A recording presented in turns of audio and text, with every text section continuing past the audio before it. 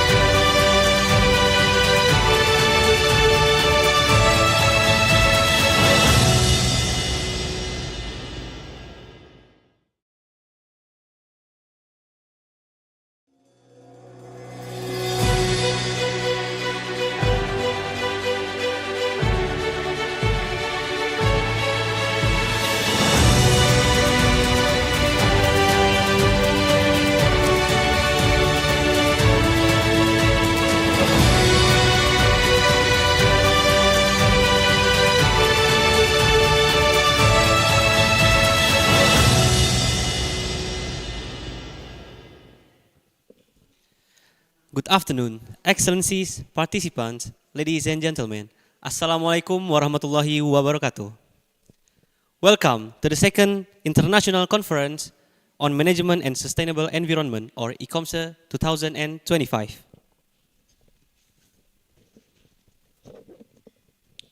First of all, allow me to introduce myself. My name is Kairan, and it is a great opportunity and a great honor for me to be a Master of Ceremony in today's event.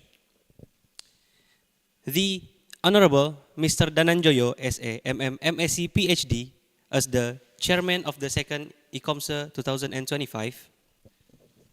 Dr. Halimin Herjanto, our first keynote speaker today from Marymount University, Arlington, USA. And Dr. Isma Addi Jumri, our second keynote speaker for today from University Technical Malaysia, Melaka. And all the excellencies and participants attend in today's event. Let's express our gratitude to Allah Subhanahu wa Ta'ala for His blessing and mercy so we can attend this event without any obstacles. Salawat and salam may be always upon our beloved Prophet Muhammad Sallallahu Alaihi Wasallam, who has brought us from the darkness into light. Today's conference will proceed with the following agenda. The first agenda is opening. The second agenda is singing the national anthem Indonesia Raya, March of Muhammadiyah Sang Surya, and March of Universitas Muhammadiyah Yogyakarta. The next agenda is the recitation of the Holy Quran.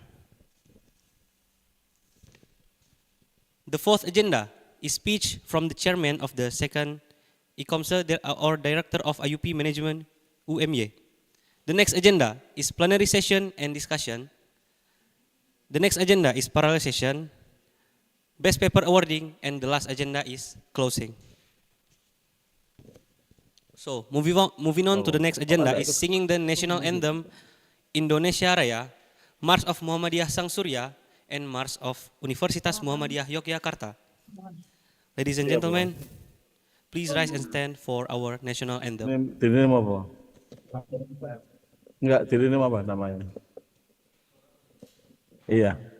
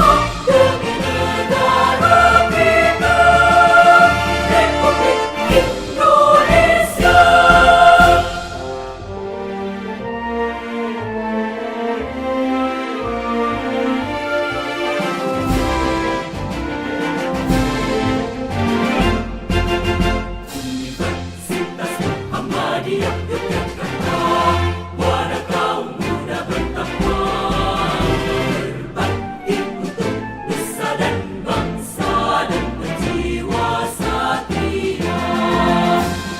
Wujudkan sarjana muslim berakhlak mulia, tak percaya pada diri sendiri, berguna bagi masyarakat dan negara, dan sivitas akademika.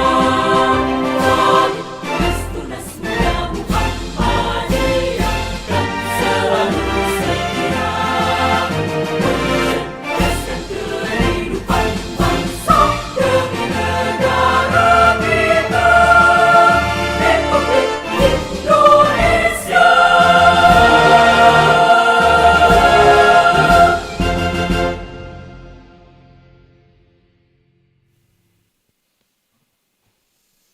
Moving on to the next agenda, we will listen to the recitation of the Holy Quran, which will be recited by Akila Mualifana. Time and place are yours.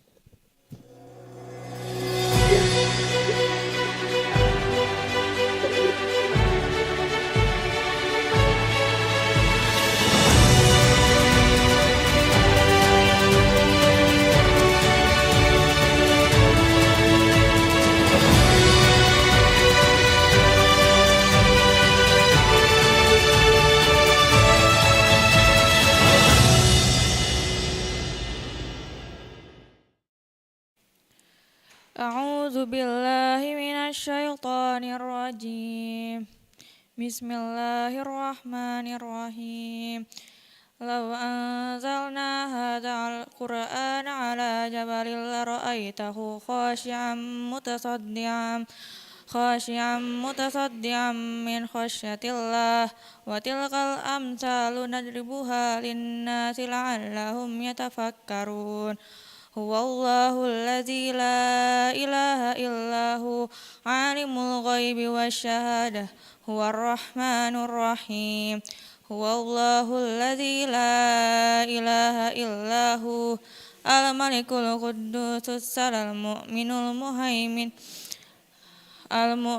muhaiminul azizul jabbarul mutakabbir.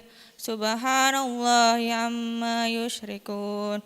Huwallahul khaliqul bari'ul musawwiru lahul asma'ul husna, yusabbihu lahu ma fis samawati wal ard wa huwal azizul hakim. Sadaqallahul azim.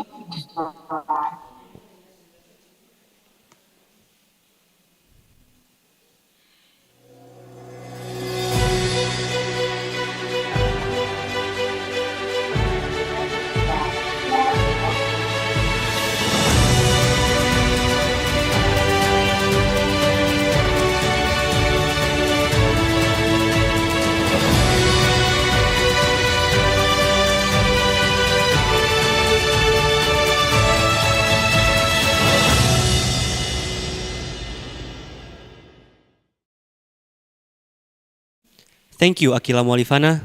May Allah Subhanahu wa Ta'ala always bless us. Amin ya Rabbal Alamin. We will now listen to a welcoming speech delivered by the chairman of 2nd ICOMSE 2025. Please welcome Mr. Radian Dananjoyo.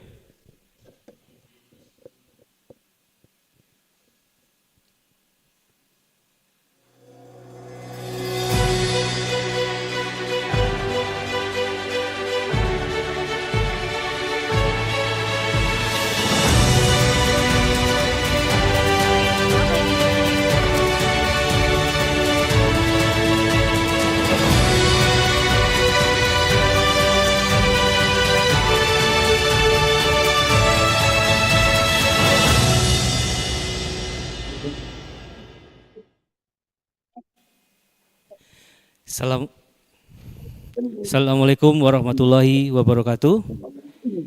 Alhamdulillahirrabbilalamin. Wassalatu wassalamu ala asrofil anbiya'i wal mursalin wala alihi washabihi ajmain amma ba'du. Dear respective our keynote speaker, dear respective faculty members, dear respective researchers, students, and all participants from around the world. with a great honor and enthusiasm that I will welcome you to the second International Conference on Management and Sustainable Environment, which is hosted by Management Department of Universitas Muhammadiyah Yogyakarta. We are delighted to gather again in this meaningful forum, one that thinks together academics, professional, policymakers, students to reflect, share, engage in vital discussion that shape into our collective future.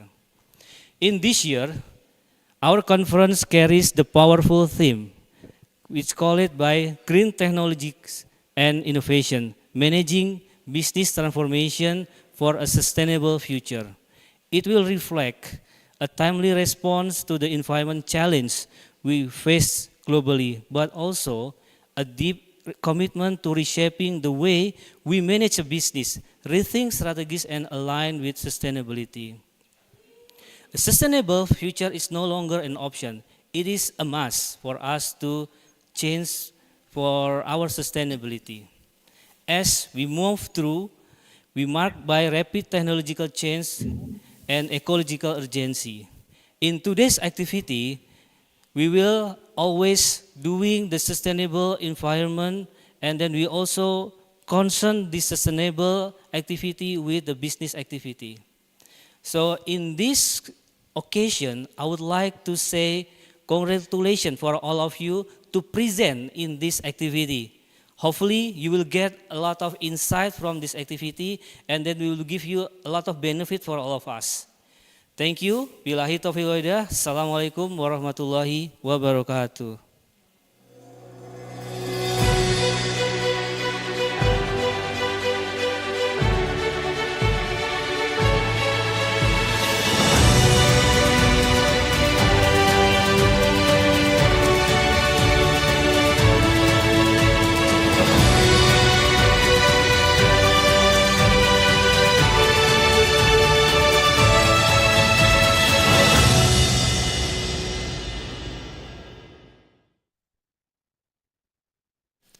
Thank you, Mr. Radian Dananjoyo, for the speech. Ladies and gentlemen, now will we enter the next event, the plenary session, which will be delivered by Dr. Halimin Herjanto as the first keynote speaker from Marymount University, Arlington, USA, Dr. Isma Adi Jumri as the second keynote speaker from University Technical Malaysia Melaka. But before we welcome our speakers, this session will be guided directly by our precious moderator, Mr. Taufik Akbar, SA MBA. Please welcome.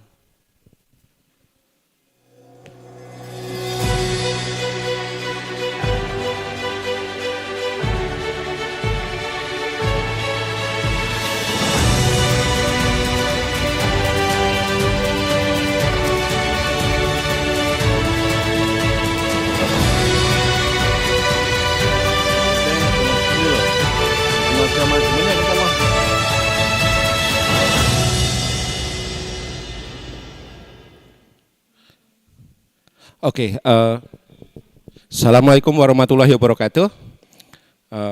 First, I would like to say the warm greeting for our distinguished keynote speaker, Dr. Halimin Harjanto, and then the second keynote speaker is Dr. Ismi Abdi Jumri from the University Technical Melaka, Malaysia. So let's introduce myself. My name is Taufik Akbar. I will guide to all of you to become the moderator for this plenary session. And without further ado, we will start the plenary session with the first keynote speaker, Dr. Halimin Harjanto. But before that, this year's our conference will be deliver the theme about the digital technologies and innovation about managing sustainability for in the future. So for the first, Dr. Halimin Harjanto will be delivered in his speech by video. So please enjoy the video and please keep the questions if you have the questions, and we will discuss it later in the Q&A session. Hello and good morning everyone. Selamat pagi dari Amerika. First, I would like to congratulate the University of Muhammadiyah Yogyakarta on preparing and organizing this precious academic conference. Second, I would also like to thank the university and specifically Professor Radian Dananjoyo for inviting me to serve as one of the guest speakers at this conference. I am very humble, honored, and excited to share my topic with you all. However, before I continue, I would like to take a moment to share an important disclaimer. Unlike the typical academic conference, I would like to share my topic from practitioner perspective rather than from an academic one. I believe knowing what businesses apply and do in the field is very important, as we as the academic community both can learn from them and know how far businesses benefit from our research output, and more importantly, what else we can do to help.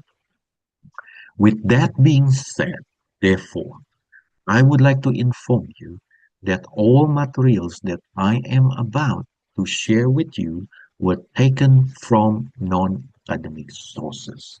However, please rest assured, this information was taken from bona fide and credible business practitioner sources. So, everyone, I think this is the time for me to share my PowerPoint slide with you. So please bear with me in a moment. Okay, I'm hoping that everyone can see, my PowerPoint here. Okay, everyone. For those who don't know me, let me introduce myself very briefly. My name is Halimin Herjanto, and as you can tell from my name, I am an Indonesian descent. I left Indonesia in 1997, and since then, I have spent my majority of my time in several countries, specifically in Japan, Australia, New Zealand, and now I am working as an associate professor of marketing at Marymount University in Virginia, USA. As an academic, my research interests are in the area of consumer behavior, specifically in the context of marketing, sales, and hospitality. Today, I have published around 100 research outputs in various academic journals, conference proceedings, and book chapters. And for those who would like to know me a little bit more, I would like to invite you to visit my website on herjantohalimin.wix.com. So, everyone, without further ado, let me begin our conversation. Okay, now, today, I am very excited to share my speech that entitled The Effect of E-commerce Strategies on Sustainability and Profitability. I believe this topic is not only relevant to today's business strategy, but more importantly, it is very imperative for business profitability and our environment. So, with that in mind, everyone, during our conversation today, I would like to cover and emphasize on three important agendas. One, understanding key e-commerce strategies that drive us to sustainability and profitability. Second, to analyze real-world case studies, where I will show you a couple of videos for your perusal. And lastly, to discuss challenges and future trend of this particular topic. Okay, everyone. So, as we are all aware that the businesses landscape has evolved and globally it is moving toward digital business rapidly. Specifically, COVID-19 has accelerated this shift in behavior, and accordingly, research suggests 97% of global businesses reported that they adopted digital transformation initiative. As a result, this initiative has accelerated e-commerce globally, and it was predicted that global businesses would increase their online presence by as much as 30%. And this is very huge. Now, to illustrate everyone, in the US alone, the e-commerce business sales increased 43% in 2020, and it was increased from 571 billion in 2019 to 815 billion in 2020. It's almost double. So, it is safe to say that there is no doubt that e-commerce has revolutionized our shopping behavior. It's also created a hidden environmental crisis. Now, I have a question. Did you all know that online shopping contributes about 3% to global carbon dioxide emission? This percentage, everyone, is significant and it was generated by different factors. Okay, now as you could see here, 165 billion packages, everyone, shipped annually. And in 2027, researchers predict that these packages will increase to 255 billion. Once again, it's almost 100 billion packages increases. And these, of course, will create significant carbon footprint. And researchers predicted this number of packages will create 25 million carbon dioxide metric tons by 2030. And this number is staggering as well as alarming because it shows that our air quality is getting worse and it will affect our lung, it will create respiratory problems as well as skin disorder. Now, this 25 million carbon dioxide, everyone, was contributed by the delivery or the shipping activities. As you could see, in order to deliver 255 billion packages, therefore, companies will need more vehicles. It was said about 36% more delivery vehicle in 100 cities around the world. What that means is that we put more cars on the road. And this number is only for big cities. What about in the middle-sized cities in the world? It's also automatically increased as well. And with that in mind, everyone, we know it will create more congestion. Researchers suggest it will create 21 more percent congestion, and it will take 11 more minutes to travel. Now, everyone, with this in mind, this will create some kind of road rage. It will create global warming. It will create some diseases and so on and so forth. So it's not looking good, isn't it, everyone? And more importantly, everyone, we human beings will compete with these businesses when we use our water. Why?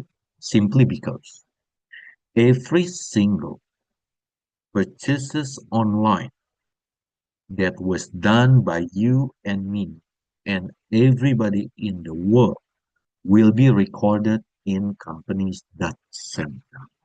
And in order to ensure the data centers process, therefore, they will require some water for cooling the system. So, therefore, as I mentioned it to you, we as a human being, we will compete with the companies in regard using that water. So, everyone, the question would be, how can businesses grow without worsening the environment, right? So, Dan saya catnya nggak interestingly, kelihatan everyone, ya, Bu ya. businesses Catnya emang found a number of strategies that seem to be working. The first strategy is green logistics, where they try to deliver or to ship their packages from point A to point B by using electric vehicles.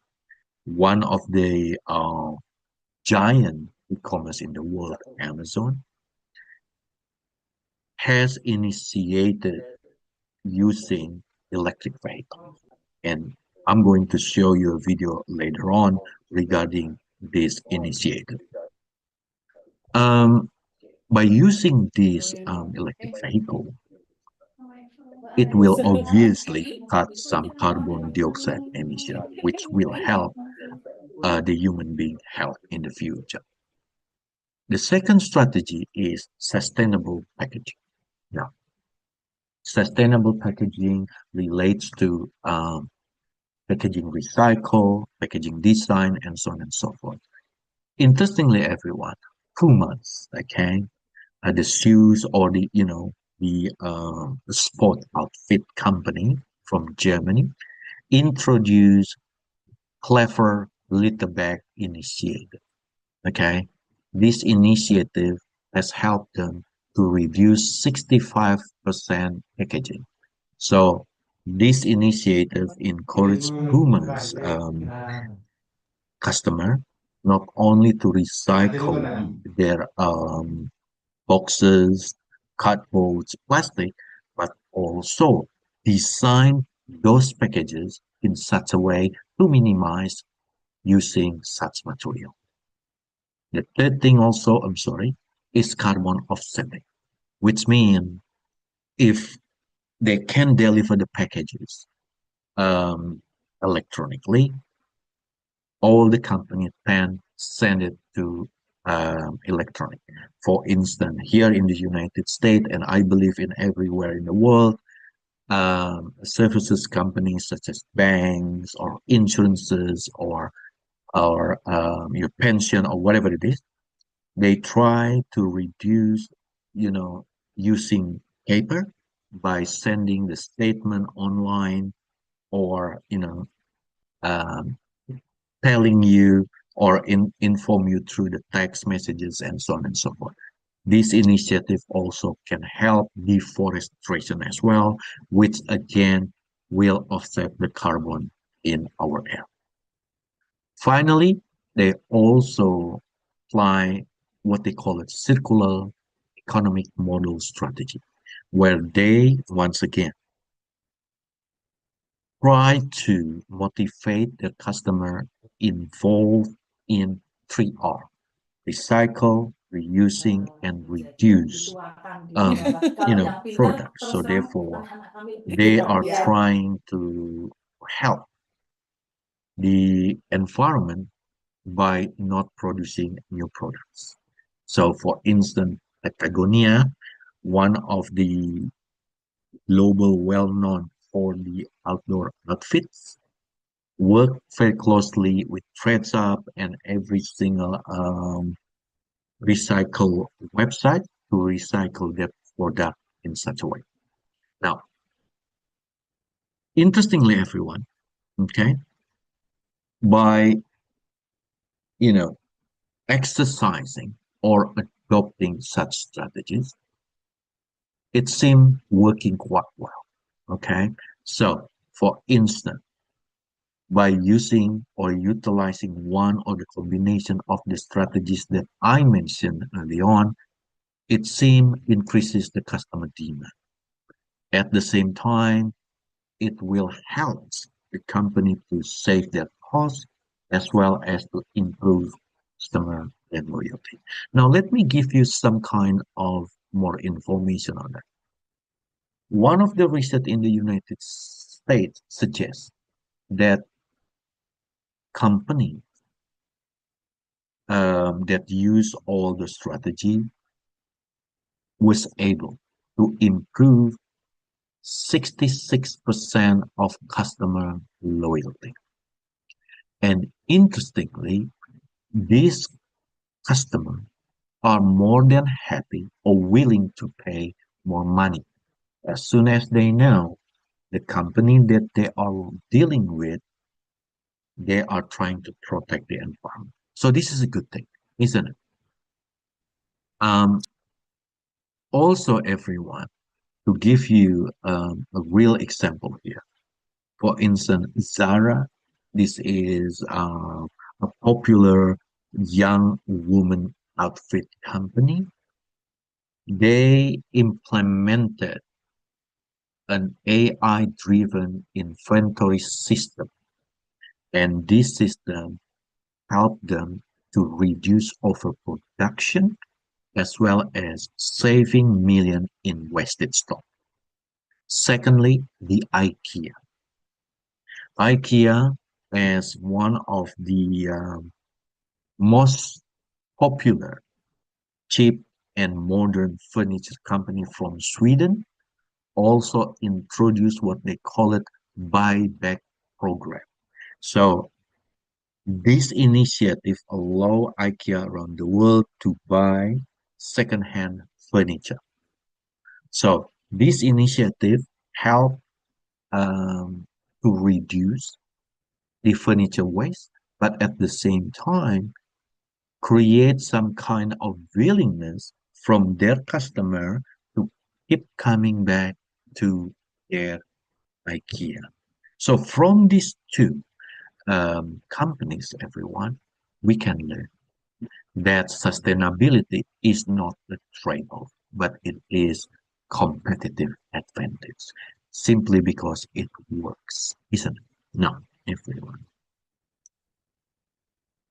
Those two companies are not the only companies that apply and use those strategies, everyone.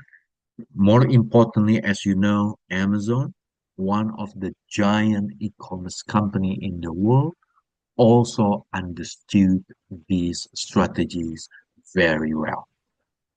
To maintain its position and profitability, Amazon has launched its initiative that called Climate Pledge.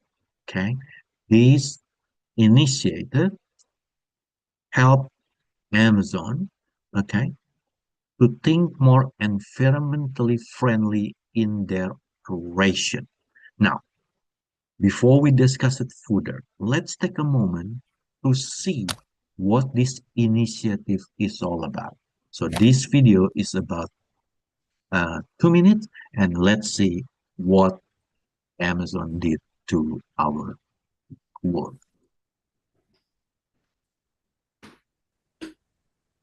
Today, we are announcing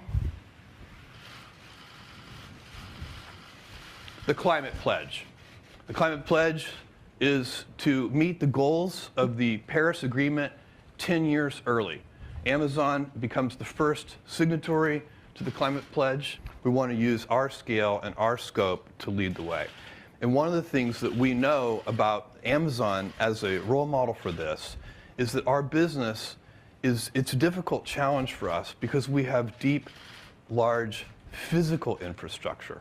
We're not only moving information around, we're moving packages around. That if we can do this, anyone can do this. It's going to be challenging, but we know we can do it, and we know we have to do it. This is an amazing, amazing response to say, you know what? Climate is really upon us. Its effects are cumulative. Every day counts, every month counts, and certainly every year counts. So to take the pledge of coming in 10 years early to carbon neutrality is actually a huge contribution to ambition. I'm incredibly excited to announce that we have just placed an order for 100,000 electric delivery vans. As this economy develops and people get serious about being carbon zero through real changes to their real business activities, that is going to be a gigantic signal to the marketplace to start inventing, developing these new technologies that these global companies will need to be able to meet this commitment. Amazon is large, but if we get lots of large companies to agree to the same thing, that will be an even stronger signal to the market. That, together with the fact that the supply chains are so interconnected, it becomes the only way to do it, and that's with collaboration. The last thing I have to announce is that we are in partnership with the Nature Conservancy funding something called the Right Now Climate Fund. We're funding $100 million to reforestation. Reforestation is a great example of a nature-based solution for removing carbon from the Earth's atmosphere.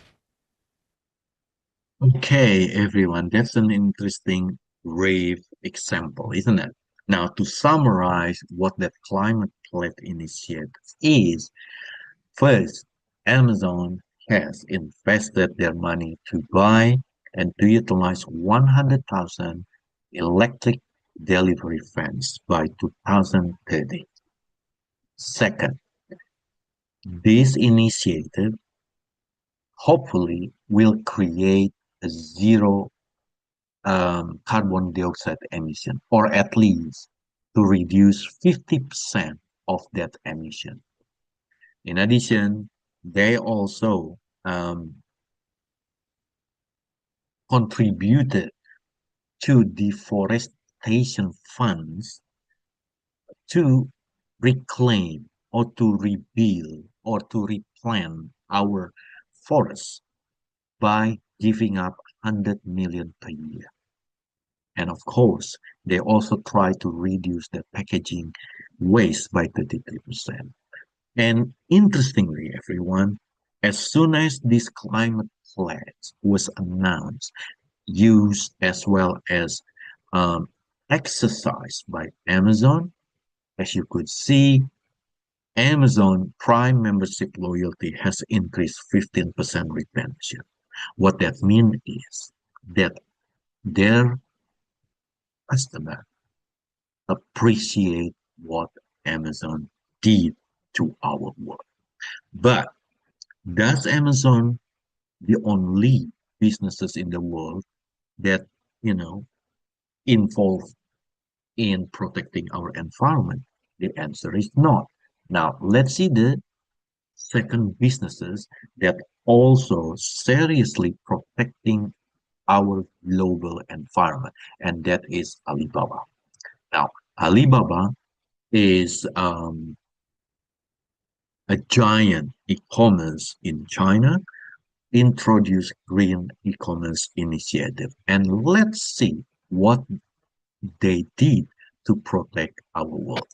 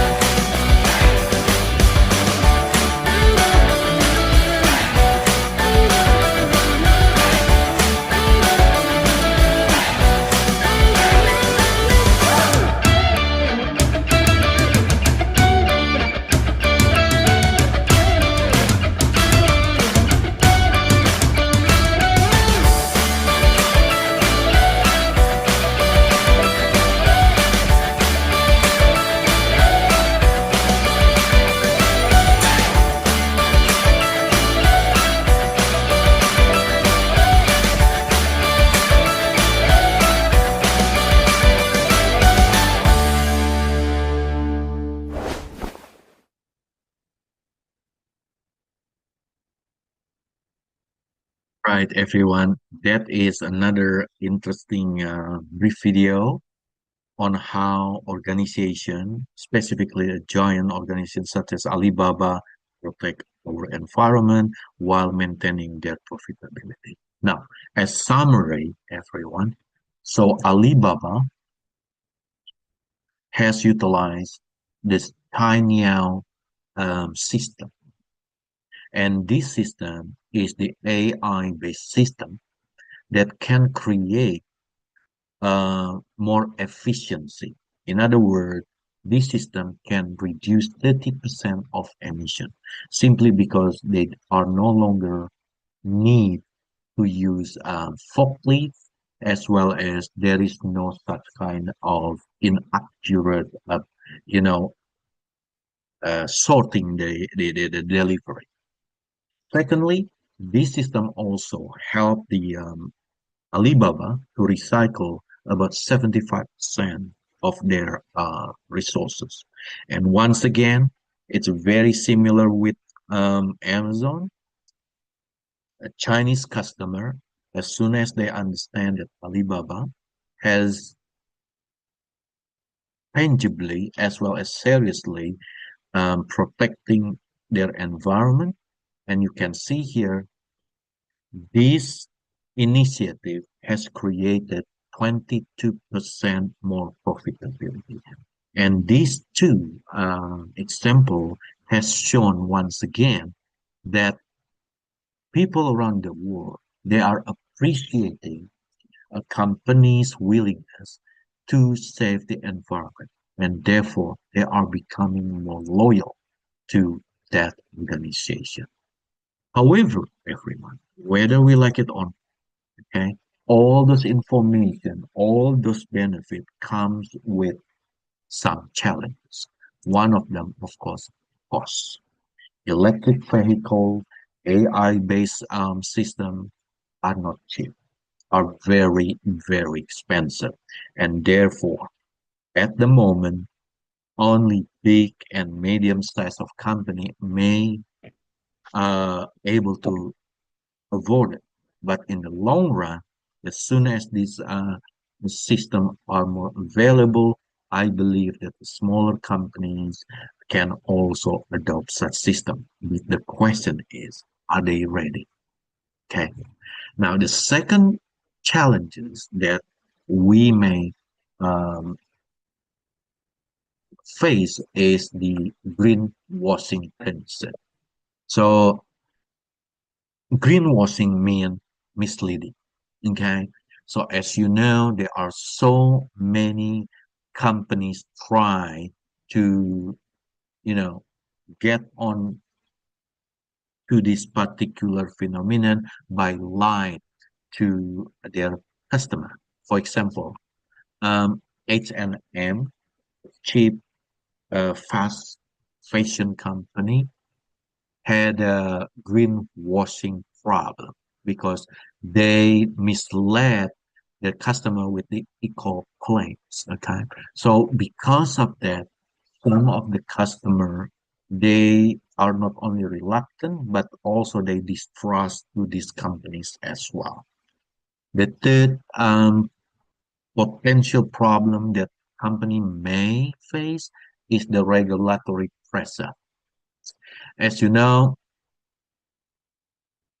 uh, when the government committed to protect the environment, they usually will create or they will issue new regulation. Now, for example, in EU, European Union, they issue a transparency regulation. So every single businesses should not should provide the report on their initiative on saving the environment, and this report will require some more effort as well as manpower to build it, and this create more cost to the company as well. And finally, of course, supply chain complexity, simply because world supply chain is complex, and as you know, every single country in the world, they have a different technology, ability, as well as resources to save the world. So this create more complexity in order to be able to over 100% carbon emissions efficiently, right? So all these create some kind of trouble. So with that in mind, so what will happen in the future, right? So there are number of prediction to our future in the context of this particular topic. First of all, of course, AI. AI will be more important, and more and more company will use AI to forecast, and also they will use different technologies such as blockchain for the transparency in order to build, an efficient as well as profitable businesses. They need to protect as well as they need to maintain the transparency, and blockchain technology can help that. At the same time, in order to reduce that emission, drone and autonomous delivery will be utilized even more. Like in China now, they use drone to deliver, a product to their customer. At the same time, rise of e-commerce. In other words, not only selling on the e-commerce, but also they reduce, recycle, and reuse the company in the future. And of course, regulatory shift.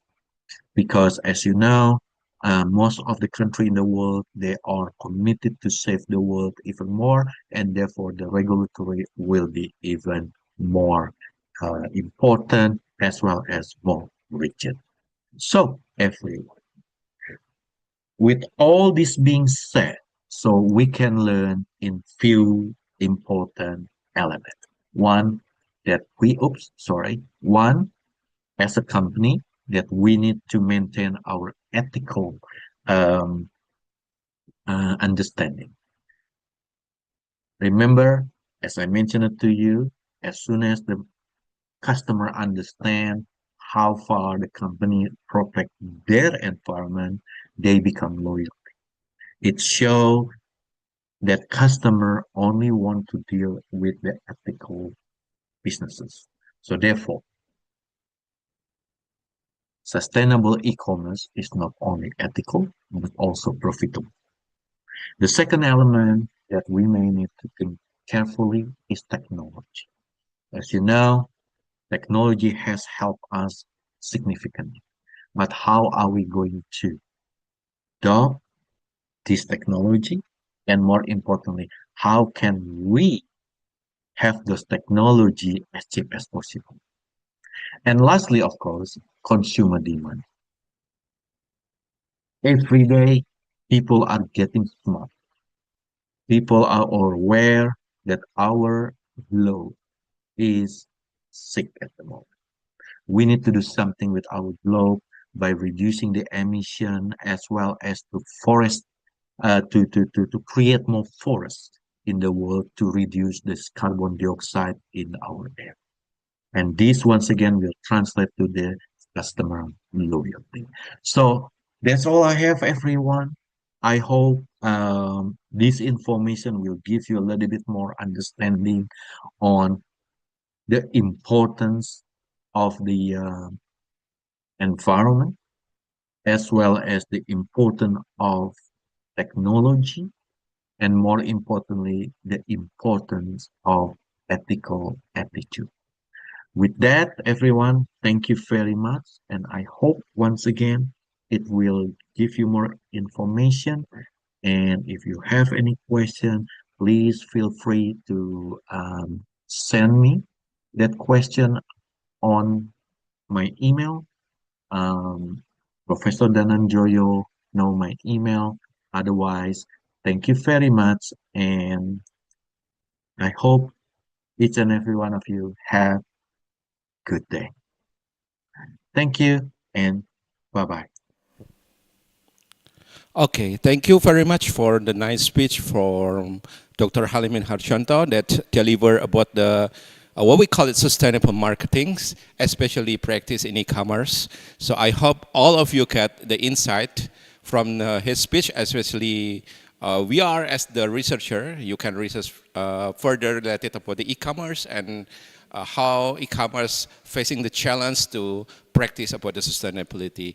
If we conclude about the speech from Dr. Halimin, we know about the three key that's of e-commerce to practice about sustainability related with the ethics, technology, and also complexity in supply chains that we need to consider about that.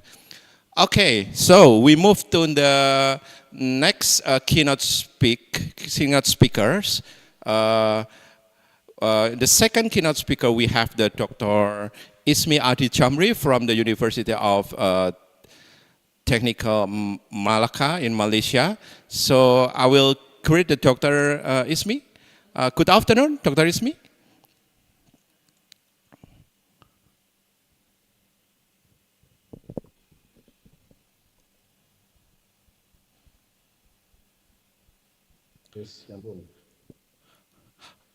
Okay. Good afternoon. Good afternoon. Okay. How are you, doctors? Fine, alhamdulillah. Okay, fine. That's great then. So before Dr. Ismi deliver his speech, I will read the curriculum vitae for Dr. Ismi in a brief. So Dr. Ismi is a manager of marketing and business development in University of Technical Malacca, Malaysia, and right now he's dedicated in academic and innovation manager in UiTM, and also overseeing marketing and business development initiative within the teaching factory. And currently, Dr. Ismi is also active researcher in the field of marketing technology management, entrepreneurship, and also environmental economics.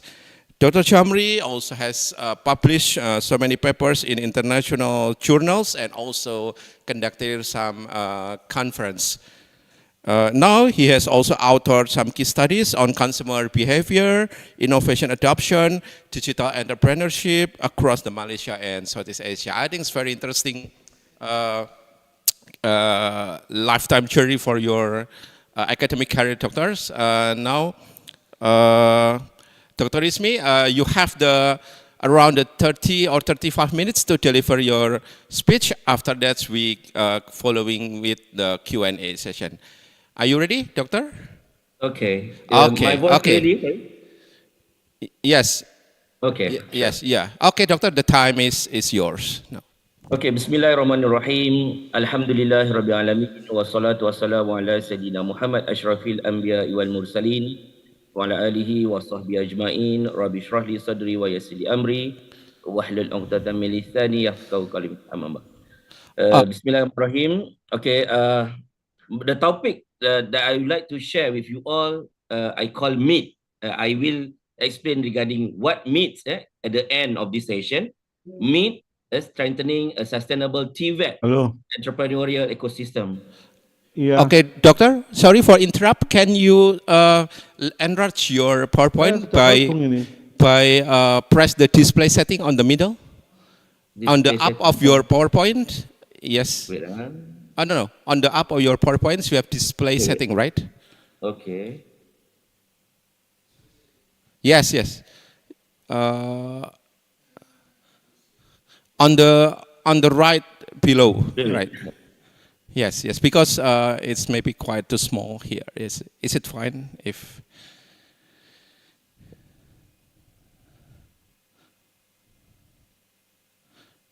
Okay. Okay. Okay, you can start now. Still loading. Okay, thank you very much, doctor. Go on.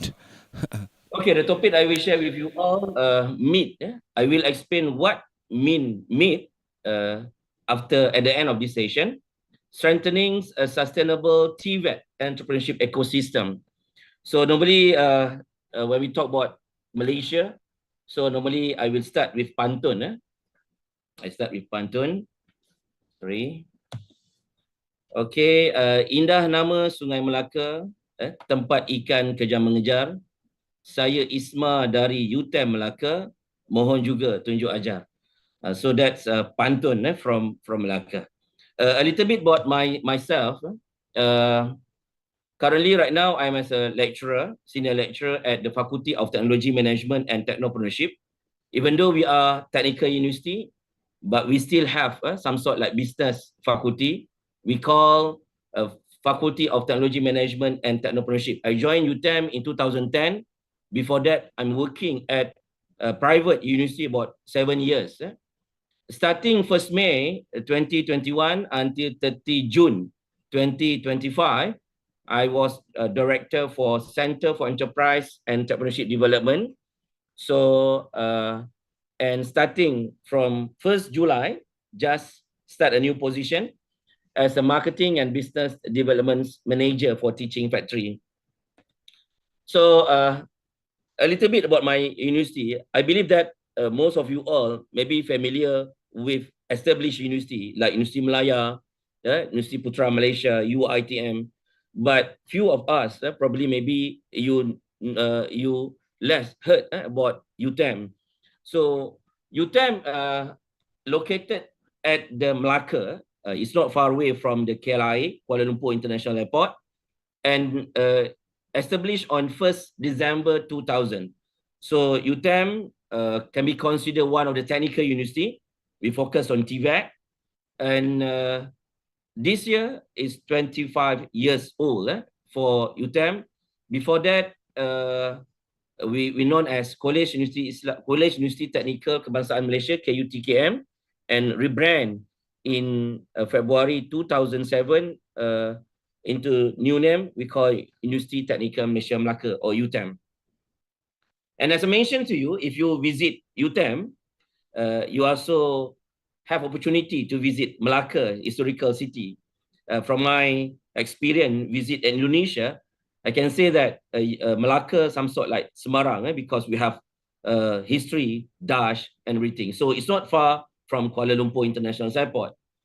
And this is a little bit about top management of university. So my VC, current Vice Chancellor, or maybe at Indonesia you call Rector, is a woman. So we consider as the young woman Vice Chancellor, young Rector. She currently 44 years old, can be considered young. And I remember that when I appointed as Director, her age during that time only 41 years old. So it consider woman, consider young Rector for the public university. So we have faculties, and the new faculty that we just launched is we call Faculty of Artificial Intelligence and Cyber Security. So this is industry collaboration about UTM. So a little bit video about UTM because I want to have collaboration with you all after this.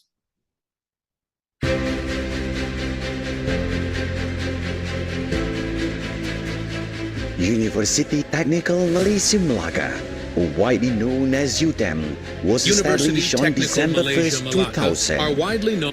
It is the first technical public university and the 14th public university overall University in Malaysia. Technical Malaysia Melaka, are widely known as UTM, was established on December the 1st, UTM 2000. is situated It is the in first the heart of technical Melaka public that university is acknowledged and the by 14th UNESCO public as a university World Heritage overall in Site Malaysia. that attracts tourists from all over the UTM is world to situated in the Malaysia. heart of Malacca and is UTM acknowledged by consists UNESCO two campuses, as a World which are the main Heritage Site campus with that attracts tourists from 766 all over hectares the world that is to located Malaysia. in Durian Tunggal UTM Al consists of two and campuses, Technology which Campus are the main in Air campus Keruh, with Melaka. 766 hectares UTM that is spearheads located in technical Durian Tunggal, education and vocational Alor Gajah, training and that is technology known as campus TVET in Air in Keruh, Malaysia, Melaka. which aspires to produce UTM professional, spearheads technical highly education skilled and work-ready vocational training, graduates to which the is known nation. as TVET in Malaysia. Okay, that's a little bit introductions about my university. After this, I will share you all the video. Not too long, just 3 minutes, but because we have technical problems, so I proceed with the next. So when we talk about, sorry. The Spire. Okay. So I still remember that in 2021, I was appointed as director for CREATE, Center for Entrepreneurship. During that time, the rector during that time give me one KPI that I need to have every year about 10% from students who are graduates become entrepreneur. But if you're not able to achieve the KPI for 10% from total graduate, because every year total graduates around 3,000. So at least my student have entrepreneurial mindset, because that's the most important. I still remember that when I joined UTM, one of the public university. Before that, I'm working at a private institution. When I'm working at private institution, in order to get students is very hard. And most of Malaysian mentality during that time, 15 years ago, my mom encouraged me, they call me Along, why not back to Melaka, work with government, because work with governments normally more relaxed, yeah, and you got pensions after that. But that 15 years ago, because when I compare, when I working at private institution and a public university, currently right now, public university not the working condition, the working style is not like last 15 or 20 years ago. Now, all the public university need work hard. Yeah? Even though we are not too stressed in order to get students, because in Malaysia, normally students after SPM, we call Sijil Pelajaran Malaysia, they just only apply the university. Yeah? They apply university, especially the private university, when they're not able to get place at the public university. That normal situation, because at the public university, in terms of fees, subsidized by the government. So when we work at the public university, we not work too hard in order to get students.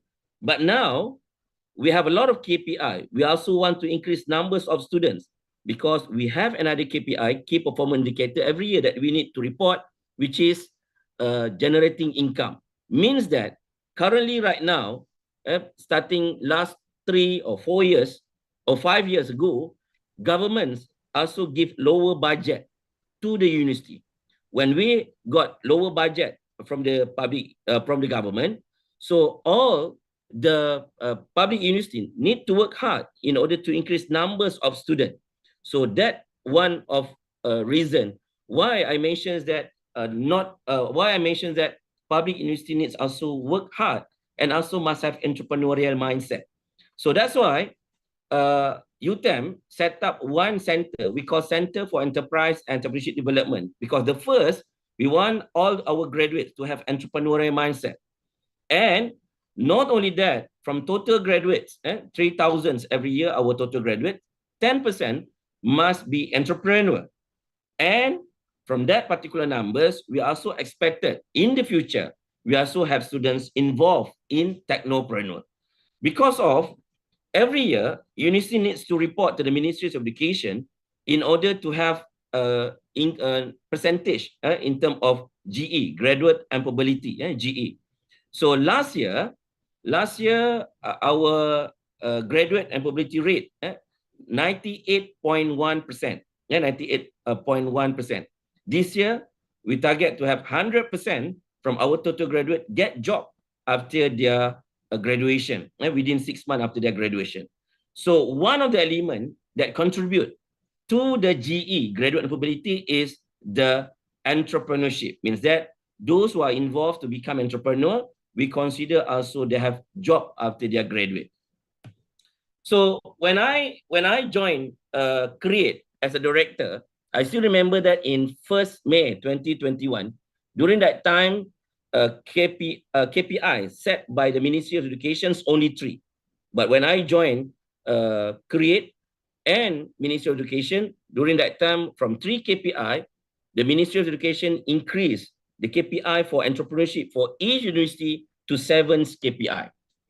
And the situation happened in CREATE, because even though CREATE already have programs, but in terms of visibility, means that students do not know where they need to refer for if they are interested to be entrepreneur or any programs related to entrepreneurship. So the challenges during that time in terms of the visibility. And not only that, when I appointed as director for CREATE, the entrepreneurship KPI is not stated clearly in our plan strategic plan of university. And because of I was appointed as director for CREATE at the middle of 2021, in terms of financial, I'm also facing problems in order to do a lot of programs because we have lack in terms of financial. So that's why the first that I remind to my staff during that time, we need to berubah atau rebah, shift or sink. So one of the character, in order to sustain, it doesn't matter either or you in the public university, private institutions, or in the government institution, all of us need to change. The first that we need to change is our mindset. That's why I highlight that berubah atau rebah, shift or sink. So because of now, it's not only, as I mentioned to you previously, most of government's officer, they feel relaxed working in the public university. But now, they're not relaxed anymore. They have a lot of KPI that you need to report every 3 months. So the first, in order to sustain, it doesn't matter in terms of from where, either are you from the private or public university or private institution, you must change in terms of your entrepreneurial mindset. Berubah atau rebah, shift or sink. So that's why, in order to achieve the KPI, because I just only have about 6 months in order to report my KPI to the top management in university, so I'm using 3C concept, 3C strategy. We call change, chip, and collaboration. Because believe me, in order for you to sustain, you must have competitive advantage. In order to have competitive advantage, one of the competitive advantage in terms of you able to deliver the best to your customer with a lower cost. So normally in management, we call effective and efficient. So that's why first, my strategy is change because the staff already complacent with the previous management. So now, because in order to visible, you must have a lot of program because my target, my KPI, every week we must have program because without program, create the Center for Enterprise Entrepreneurship Development will not visible. That's why we need to change. First, we need to change in terms of our mind, entrepreneurial mindset, change. And cheap, because you need to cheap. So how you want to maintain cheap? One of the strategy is collaboration. So that's why I changed the strategy. So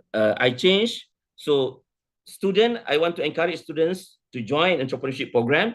So I changed in terms of the strategy by using the poster. Because during that time, 2021, still under MCO, means that we call MCO, we call PKP, perintah berkurung, we're not able to out from our place. So due to that particular situation, we have a lot of program we call online program. But the online program, I create something that more creative, where in order to make it visible. So this is my first poster. I still remember we're using Saya Boleh Usah Berdalih. It is a sharing session regarding how entrepreneur want to sell their product. Puan Zida is the cancer, got cancer, and from working mom and then doing a business, online business. So I call her to join collab together with us. So we do online program. That's why we call Saya Boleh Usah Berdalih. This program can be a spark in order for visible my center. Because when we talk about Saya Boleh Usah Berdalih, means that it not only attracts students to join this particular program, but staff also like to join this particular program. And after I got a lot of participation from the students and also staff, I changed another strategy I call produk biasa jualan berbisa. Means that you can sell any product, but how to increase numbers of sales.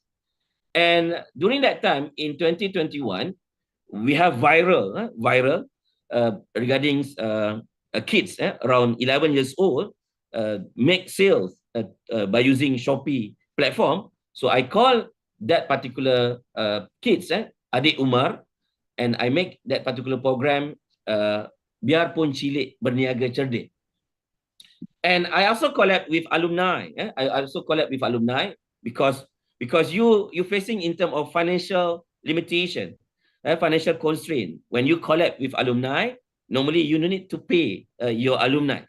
So I create that particular program I call Tak Perlu Rupawan, Nak Jadi Usahawan.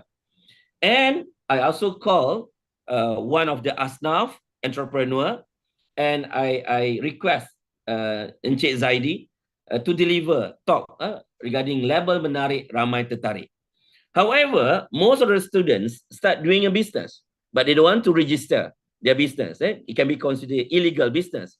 So I collab with the Suruhanjaya Syarikat Malaysia, the institution for registrations of the company.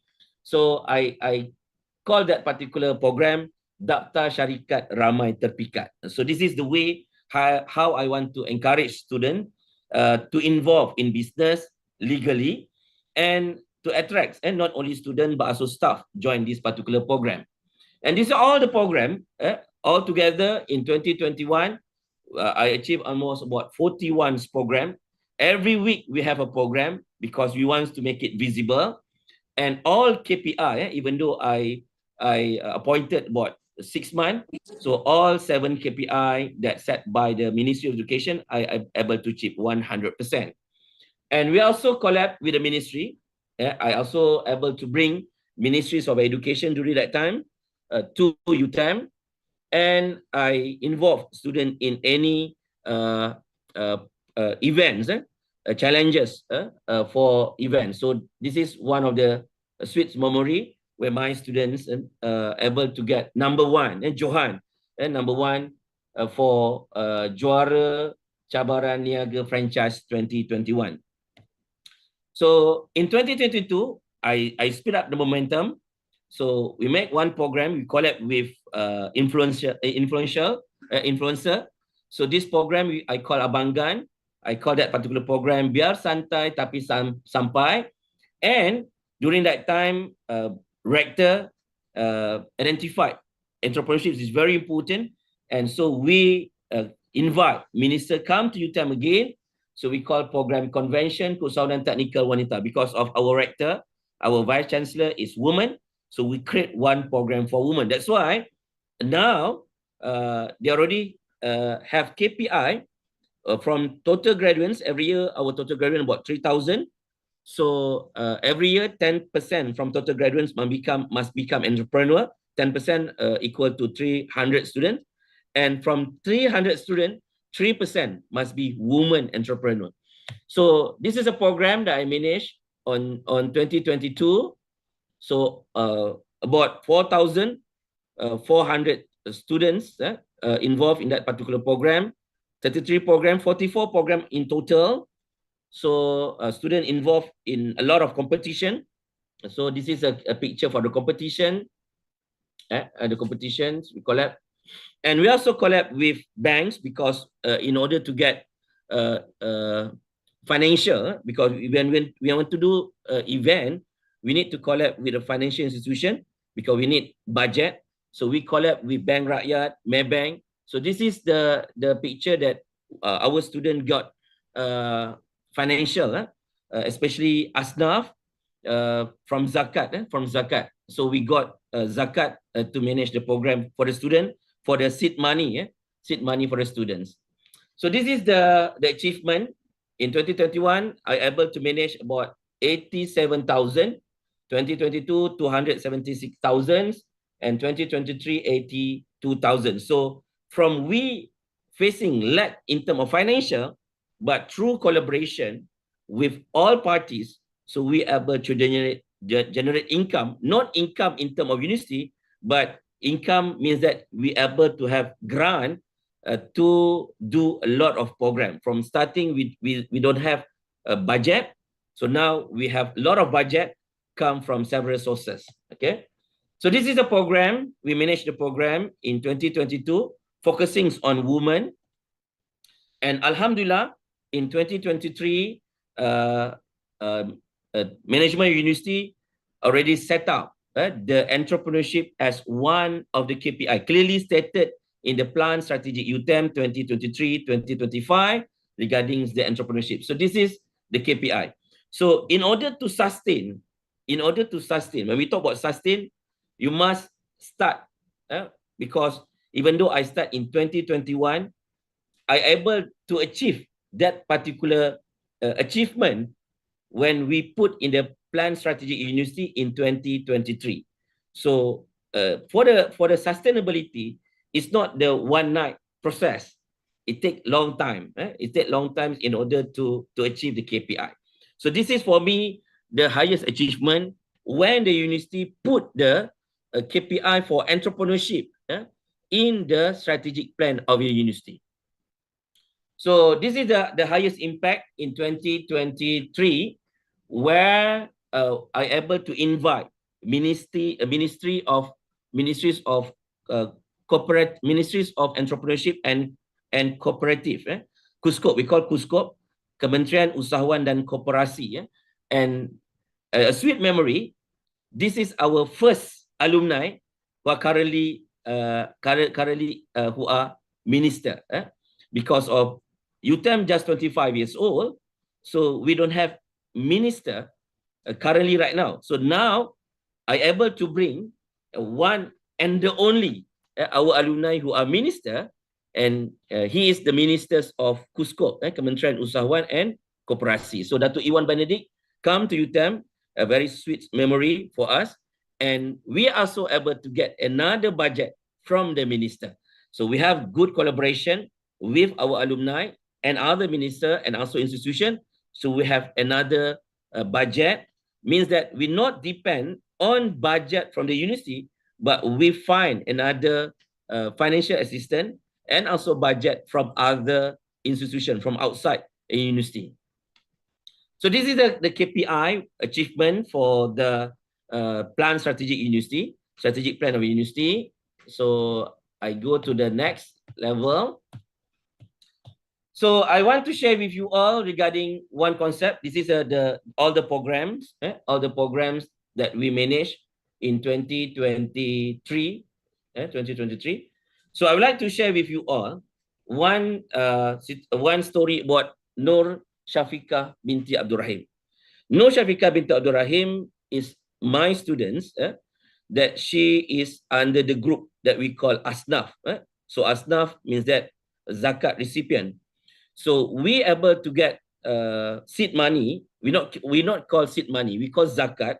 But currently right now, we collab with the Bank Rakyat, and they give about 2,000 per student, 2,000 ringgit per student. But the condition is student must have business. So starting from 2,000 ringgit, I give to Syafiqah and other students, and we got about almost 33 students during that time, with dana, with zakat about 100,000 over. So I give to Syafiqah because Syafiqah interested to become an entrepreneur. So Syafiqah start up business. I give Syafiqah zakat 2,000 ringgit and start doing a business coffee shop inside the university. So this is the memories that we give key, a symbolic key, opening a new business in the university. And I'm always remind to Syafiqah, pemikiran biasa susah perkasa, because one of the entrepreneurial mindset is pemikiran biasa susah perkasa. That's why I always encourage Syafiqah berubah atau rebah, and second, pemikiran biasa susah perkasa. Ordinary mind, tough to climb. And Syafiqah able to get a lot of award. This is one of the award that Syafiqah received for her achievement. However, when business expand, Syafiqah come to meet me, and Syafiqah mentions to me, "Doctor, we have problem." Okay, when you at one stage, dalam kehidupan kita ni, when you at one stage, anything that you do, you will face challenges, and there is no something that's smooth. In our life, they must have challenges. So similar also like Syafiqah. One day Syafiqah come to meet me, and Syafiqah told me that the problem faced by Syafiqah is what to do with coffee ground. Because of when business expand, she do not know what to do for coffee ground. Before this, Shafiqah just throw away to the plant, for the compost. But when too many coffee ground, hampas coffee, so she do not know what to do with the coffee ground. So I mentioned to Shafiqah, bina potensi, cari solusi. Build your power, find the answer. Because in our life, we must look challenges as the stepping stone that you to be better. So in bahasa Malaysia, we call batu loncatan untuk lebih baik. It's not the batu halangan. So that's why I remind to Shafiqah, you currently right now as entrepreneur, you need to change your entrepreneurial mindset, bina potensi, cari solusi. So I guide Shafiqah to search from the any journals what we can do for coffee ground. And from her research, she able to identify that coffee ground can make soap, boleh buat sabun, can make soap. And so because of I'm from technology management and technopreneurship, so that's why I do not know how to make soap from coffee ground. So that's why I mentioned to Shafiqah, we need to collab with another lecturer from other faculty. So Alhamdulillah, Shafiqah meet my friends, Dr. Hanem. So Dr. Hanem teach Shafiqah how to make soap from coffee ground. So that's why this is the waste from the coffee ground. This is the raw material step. And Shafiqah able to do that. And Shafiqah involved in one program they call University to Community. University to Community. They call Barista.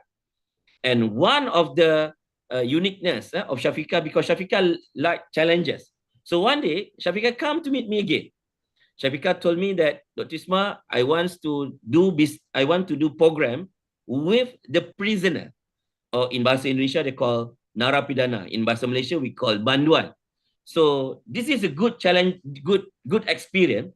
So I agree with Shafiqah, what we call it, suggestion, because they want to have collaboration with we call prison at Malacca. So this is the first time that I visit officer at the prison in Malacca. Okay, so and then because of Shafiqah involved in social entrepreneurship, because even though you are sustained, the best important you need also to contribute to the society. So they call University to Community program. So I believe that, and I encourage students, luaskan jaringan, tingkatkan kejayaan. Grow your circle, spark the miracle. If you grow your circle, pardon me, doctors. We have the 2 minutes left for your speaking. Yes. And last but not least, this is the programs that we make. The program at with the narapidana, with the prisoner, with the prisoner. This is the picture. The programs from the coffee waste turn into soaps. Okay. So this is a program with the community, with the old people, aging people in Malacca. And we also collab with the agency because when we want to produce a lot of coffee, before this, we do not know how to what to do with our coffee ground. So now, when we able to produce our product, now we facing with limited in terms of coffee ground. So we collab with one company that we call He and She Coffee. Okay. So not only that, I bring He and She inside the university. We open the He and She outlet inside the university. And this is also provide job opportunities for the students. This is students' involvement in job on campus. Okay. So last but not least, banyak memberi ramai pencari. Believe me, give plenty, attract many. So from my experience, I thought that after 4 years, I become a director. I will back to faculty, relax. I can relax. But starting from 1st July, I just appointed as the new position. And luckily, Alhamdulillah, we got another zakat grant, dana zakat from Maybank Islamic. We call MIT, Maybank Islamic Berhad Entrepreneurship TVET, about 470,000. So this zakat, we're able to produce a few numbers of students to become entrepreneur. in the TVET area, service aircon, electrical, and also installation of CCTV. So last but not least, harus bertindak bukan bertidak. Definitely to do something to sustain, you need to work hard. Dalam kehidupan kita kena elakkan, kurangkan, bukan bertidak. Bertidak means that you keep excuse. Harus bertindak, bukan bertindak. Act with passion, skip inaction. So that's my position starting from 1st July. I thought that I can come back to the faculty as a normal lecturer. And starting with 1st July, I just appointed as manager, marketing and business development manager at Teaching Factory. So now a new challenges that I need to bring the industry into the university at our teaching factory, kilang pengajaran, teaching factory. So lastly, to sustain, because we are income earner, so we must also have entrepreneurial mindset. So one of the important, berubah atau rebah, shift or sink. Kalau kita tak berubah, kita akan rebah. Pemikiran biasa, susah perkasa, ordinary mind, tough to climb. Bina potensi, cari solusi. Apa saja cabaran dalam kehidupan kita, bina potensi, cari solusi, build your power, find the answer, and luaskan jaringan, insyaAllah tingkatkan kejayaan, grow your circle, spark the miracle. Yakinlah dalam kehidupan kita, banyak memberi, ramai mencari, dan akhir sekali, harus bertindak, bukan bertidak. Jadi saya rasa that's only my sharing. Just only have 30 minutes to share with you all. If you have any question, you can ask me. So that's my sharing for today. So sustainability, the first step, you must change your entrepreneurial mindset. You must change your mind. Berubah atau rebah. Thank you very much. Okay, thank you very much for your speech, Doctor. It's very interesting about how we enhance our entrepreneurial mindset, especially when we deal to the issue of sustainability. I think it's very useful for us if you are to want to become the entrepreneurs, and I think Dr. Isma is already give the insight. So let's move to the next session. It's about the Q&A session, because we have the limitation about the time. So I will invite one question from the participants to Dr. Isma. And if you want to ask the question for Dr. Halimin, because the Dr. Halimin is not present today, so you can send to us the question to the committee, and we will forward it to the Dr. Halimin. Okay, if you want to ask the question, please raise your hand and also unmute, and also you can text your question into the comment section in your Zoom. Any comments or any questions? Yes. Okay. Okay. Yes. Please. Okay. Assalamualaikum warahmatullahi wabarakatuh. The first time I was really interesting about this Dr. Isma explain about this all the entrepreneurs in the university. Almost all university in the world always strive to produce graduate who become entrepreneurs. Then university in the UTM determine the KPI, and then the GI, then finally to change this mindset. I think this is not really easy to put the policy in the university. How are the most important strategic point implemented, and what are the most difficult obstacles to overcome? I think this is very important for all the members in this conference. We can give sharing and motivation to our students. Thank you. Assalamualaikum warahmatullahi wabarakatuh. Waalaikumsalam warahmatullahi wabarakatuh. Thank you very much. Okay, Dr. Isma, you can respond the question from the participants. Thank you very much for that particular questions. So very good questions. One of the most challenges part is how to manage people. How to manage people. Because of when you become a director, when you become a management university, the most difficult part, because you want to change in terms of the work culture. Because I mentioned to you, yes, I have experience working in 7 years in a private institution, and now about 15 years in the public university.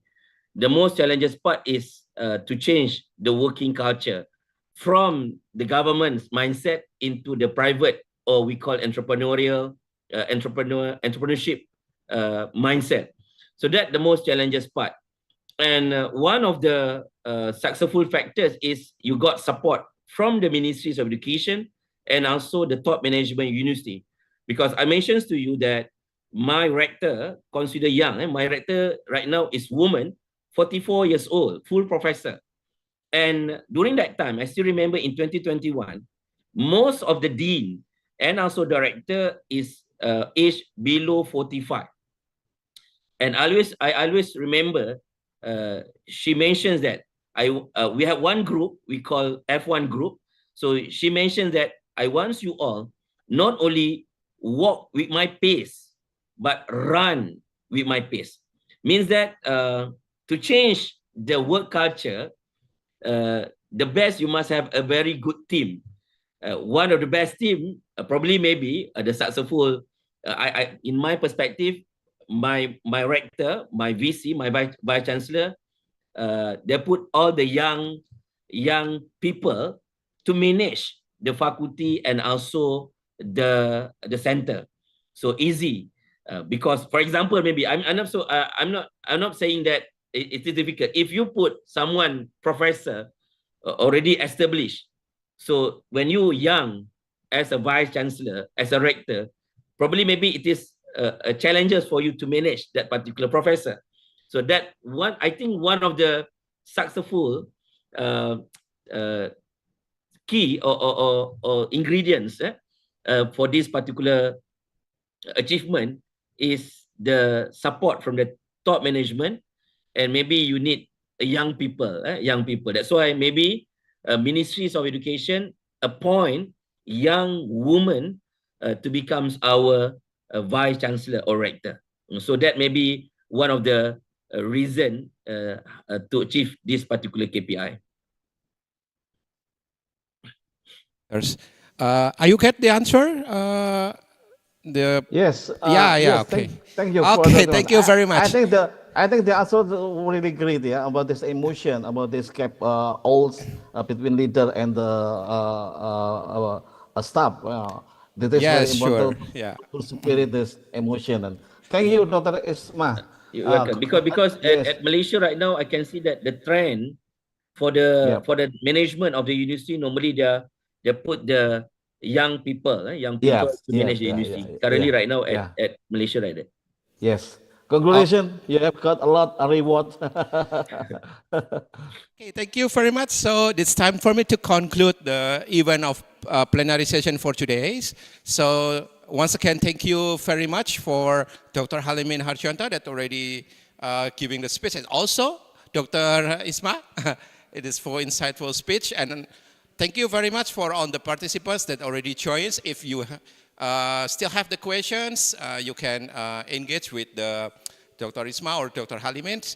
Thank you very much. That's it for me. Wassalamualaikum warahmatullahi wabarakatuh.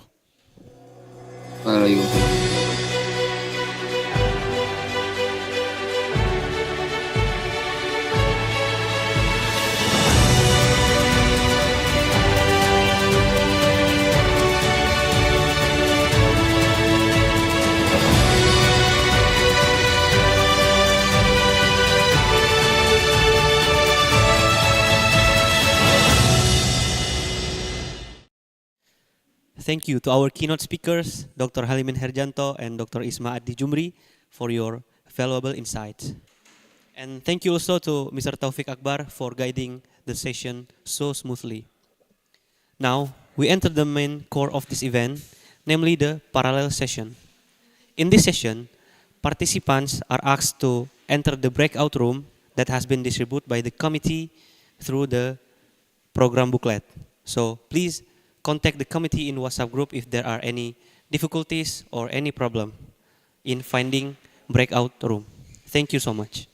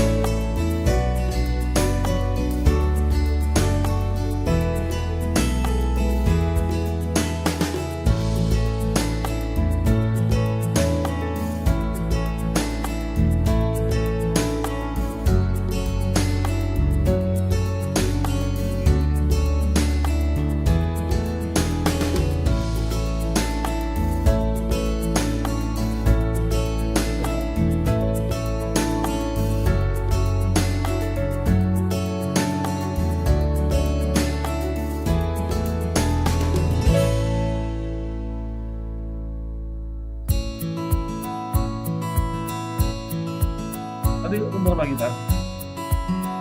Keempat ya.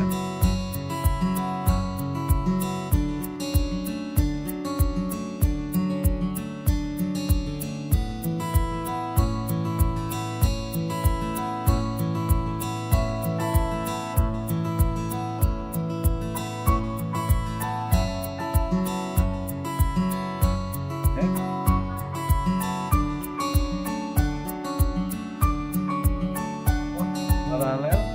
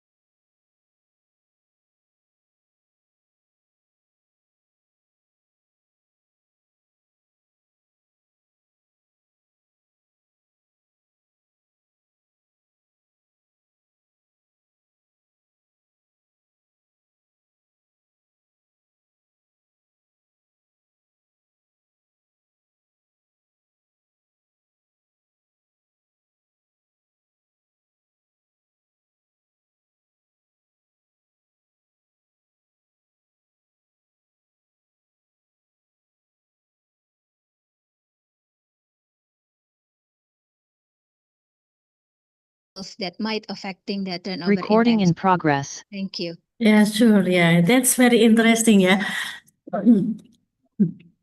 Or maybe this is my thought.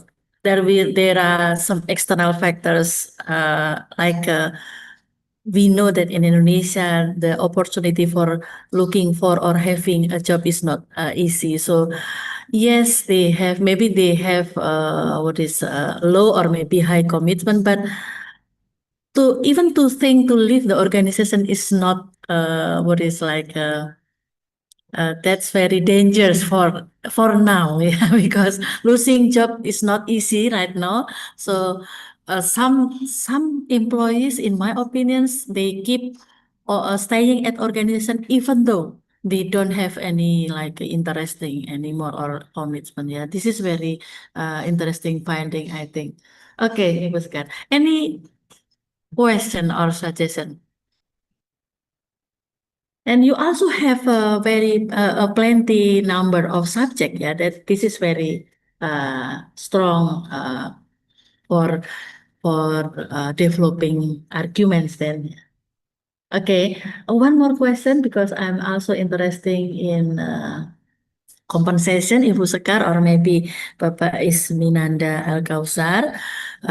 How did you research or you measure the compensation? I know that job satisfaction, commitment, or turnover intention, you use like perceptional, yeah. But how did you measure compensation?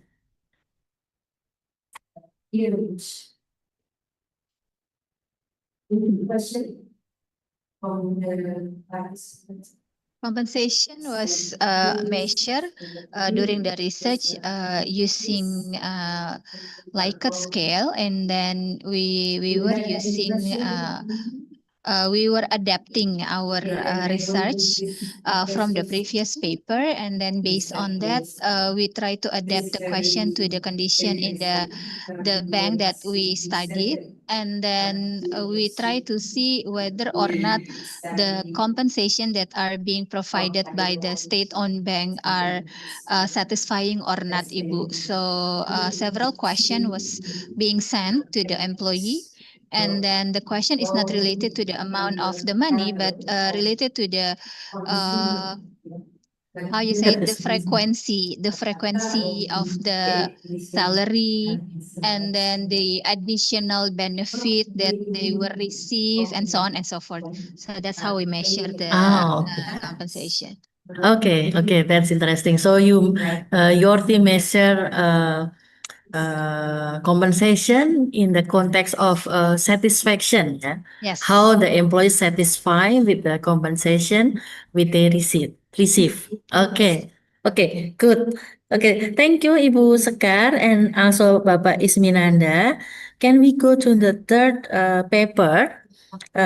It is Sustainable Employee Performances for Banking Industry in Indonesia, the role of authentic leadership, work-life balance, and organizational commitment post-COVID. So we also have video. Okay, we also have video.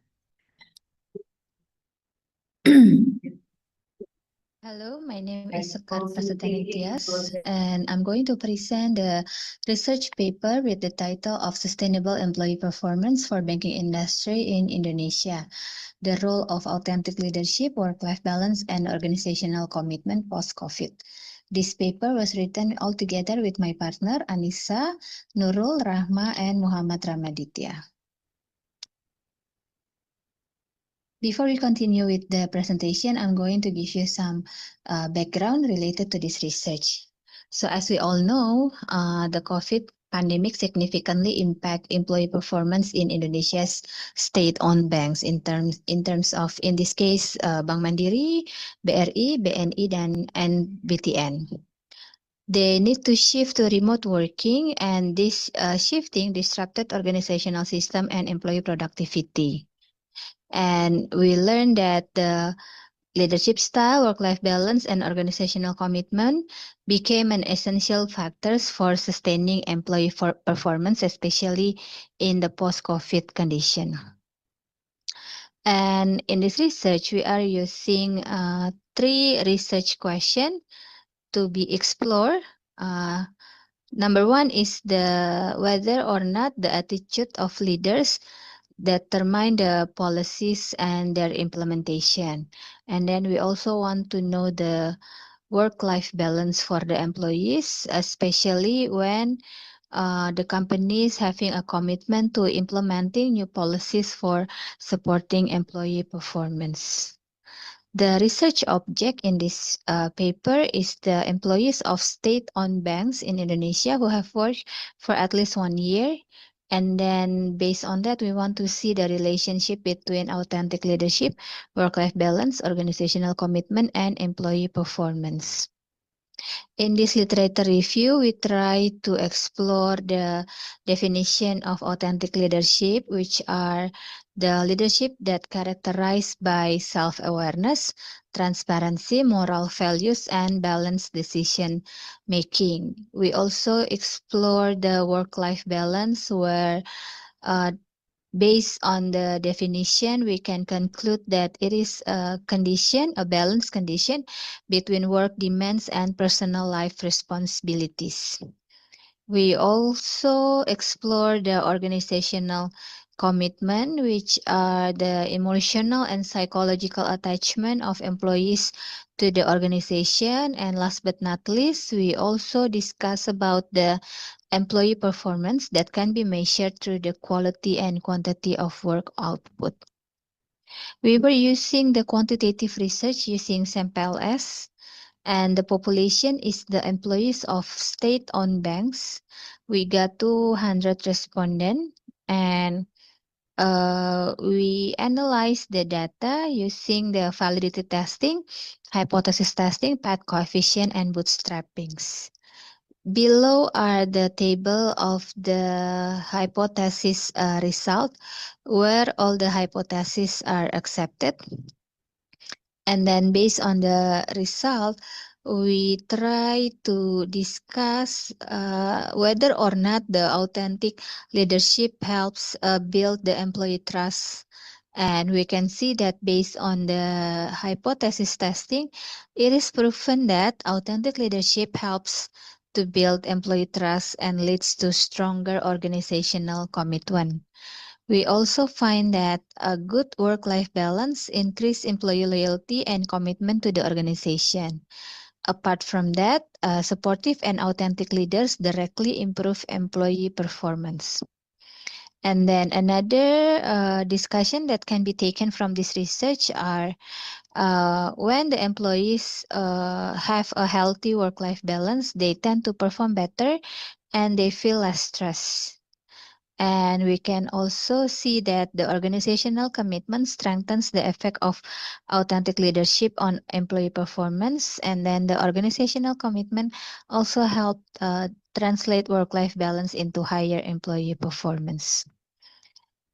Last but not least, we can conclude that all 6 hypotheses were accepted.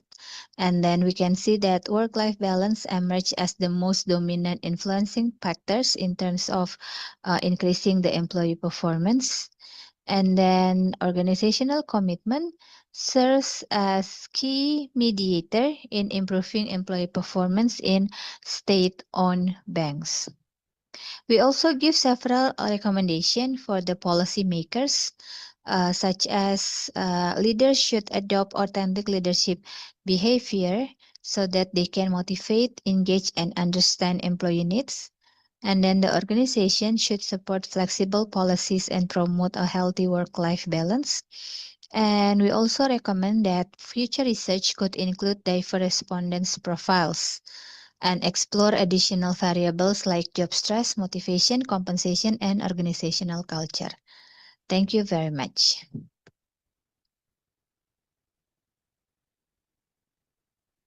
Thank you, Ibu Sekar. Okay.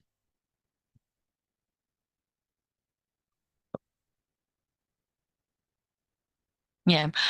Okay, please raise your hand if you have any concern, but I do have, yeah, because I can see here that in the hypothesis discussion, the team stated that The results of this research are the same as those of research by previous researchers, which reveal that Gen Y has leadership characteristic and that eliminating boredom is needed for work-life balance and flexibility challenges.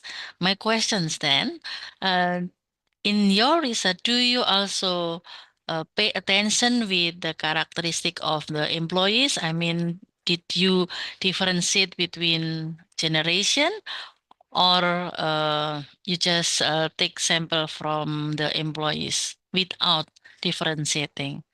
Because this is why I convey this question, because in my opinion, this will influence how we discuss the results. Thank you.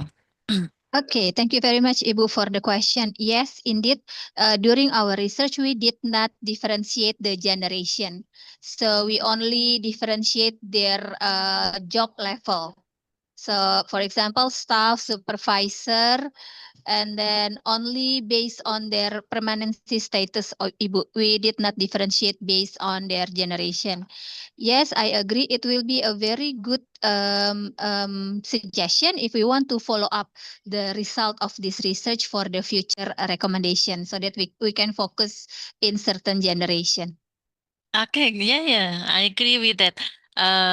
Maybe you can add more in suggestion, yeah, because we know that the characteristic between or among the generation is different, especially about organizational commitments. Today's generation, let's say Gen Z, based on the research said that Gen Z's employees are not or not having high commitments. Yeah, not bad, but because they have several reasons that maybe from my generation, yeah, I'm from Gen X. Yeah, we also have what is like different opinion about do we have to stay in one company, or I think yeah, this is because this is also interesting, and yes, I agree. This become like a suggestion for next study. Yeah. Okay. And thank you, Ibu. yeah, and you also this research also what is like uh, focus on government banking, yeah. Yes. Government banking, yeah. So this is also become opportunity for others non-government bankings to continue the research because they have a different context, yeah, different context or issues that maybe can enrich the research. Okay, okay. Thank you very much, Ibu Sekar. Yeah, Ibu Sekar become the stars of today. Thank you, Okay, Ibu. yeah, okay. Okay, let's go to the fourth paper, yeah. Again, this is from Ibu Sekar again, and you become the first authors, yeah. Building smart campuses 4.0, 4.0 in Vietnam and Indonesia, the role of knowledge management. Okay, please the video.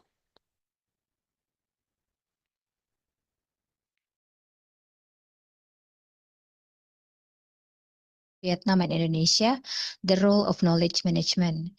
This paper was written all together with Kairani Putri Pratiwi and Cindy Rahayu. Why we choose this topic as our research? Because we see that nowadays most of the universities are using the IoT, AI, and big data in their daily activities. And then we choose Vietnam as our research partner because we see that Vietnam and Indonesia having similarities and also facing the same challenges, especially in terms of infrastructure and the cultural resistance. And then we also want to know the function of knowledge management in supporting the smart campus success. And in this research, we want to know the role of knowledge management in the development of smart campus in destination. We want to examine the current problems and we try to give strategic recommendation to improve knowledge sharing, decision making, and operational efficiency in higher education institution. The primary object of this research is the smart campus system in Vietnam and Indonesia. And then again, we want to know the role of knowledge management in education technology transformation. And the literature that we use in exploring the topic is related to the definition of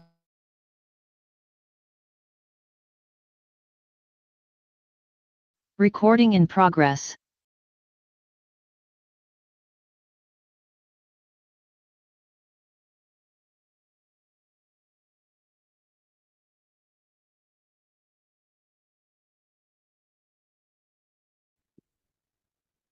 Recording in progress.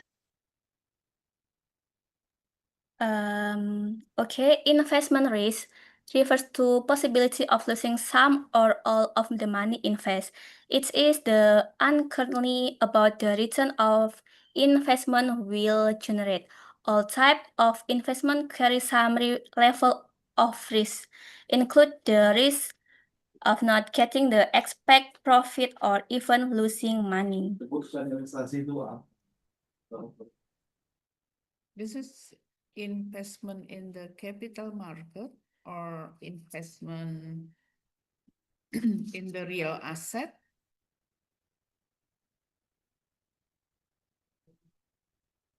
This is investasi saham or stock. Investment stock. Okay. In capital market or digital investment in the platforms?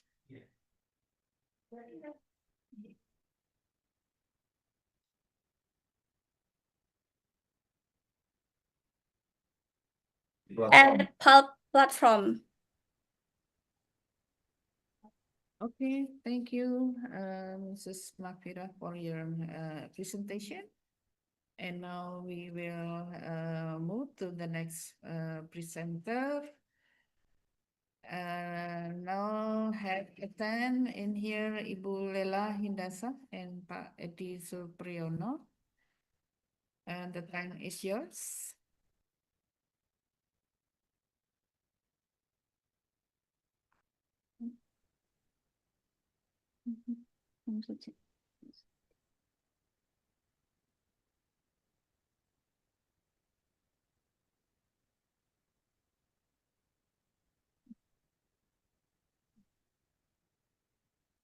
Assalamualaikum warahmatullahi wabarakatuh.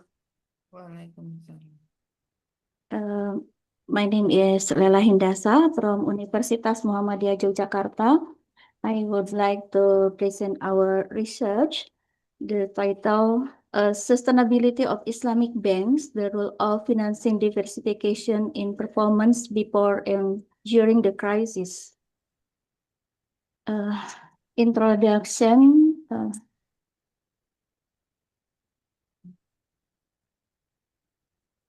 The COVID-19 pandemic disrupted economic stability and posed the challenges to the sustainability of Islamic banks.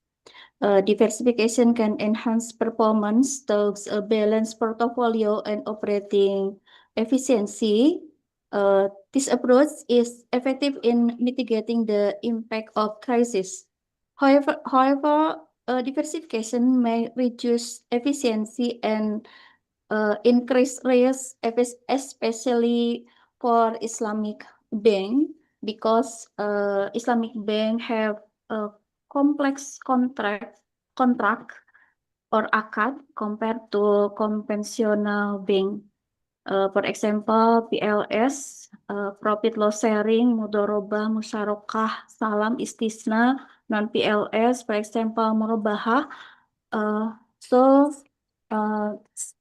Next, increased risk. This is a dilemma between diversification strategies and maintaining focus. This study analyzed the impact of contract-based financing diversification of Islamic bank 2010 until 2022 with control variable including non-performing financing, bank size, FDR, and debt equity ratio.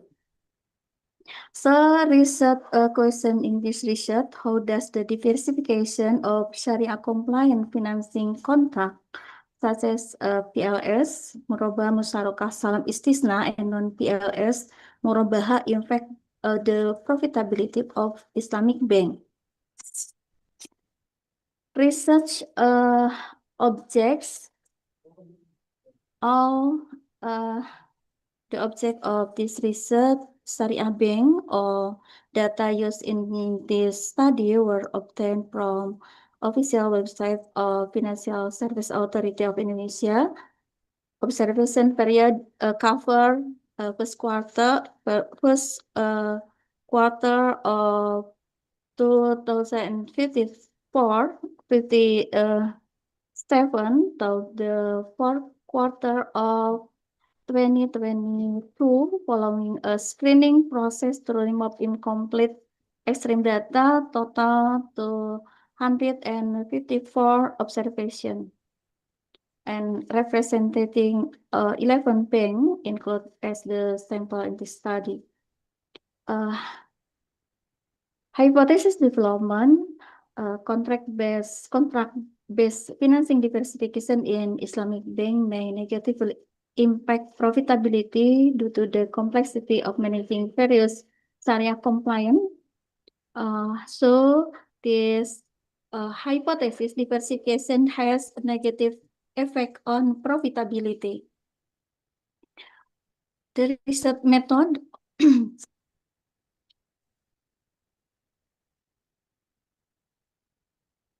all data used in the study were obtained from official OJK,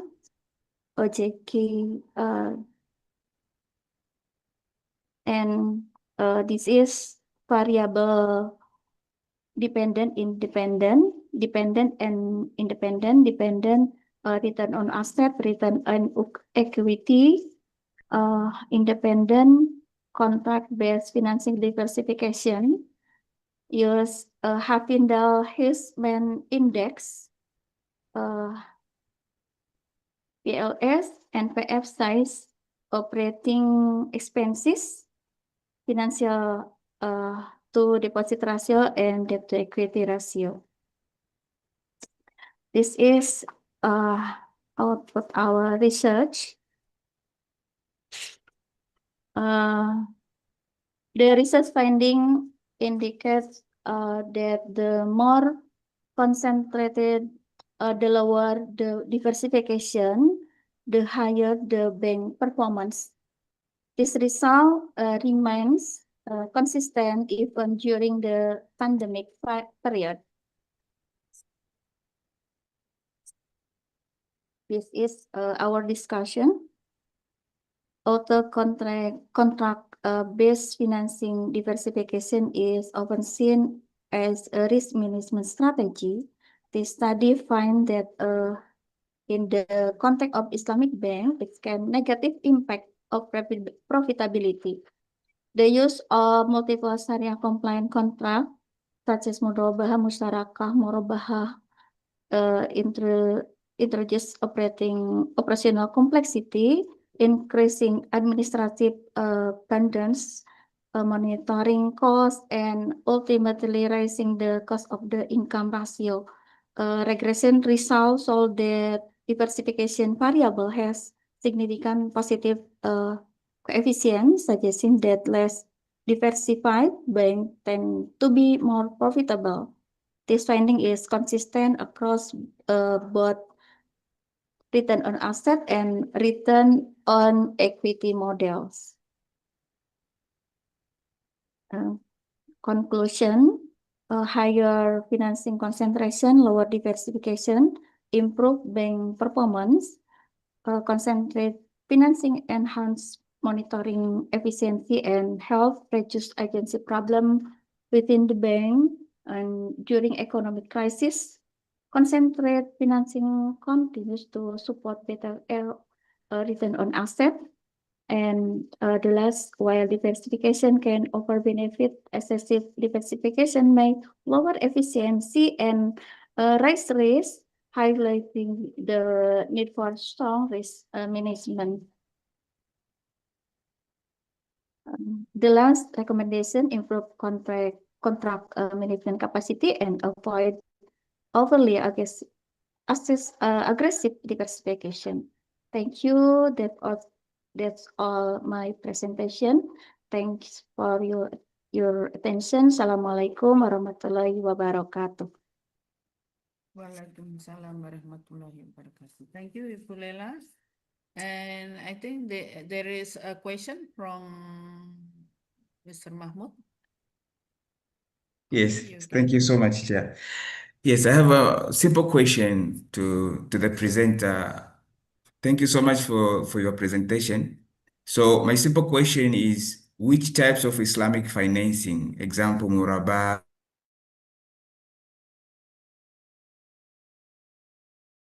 Recording in progress.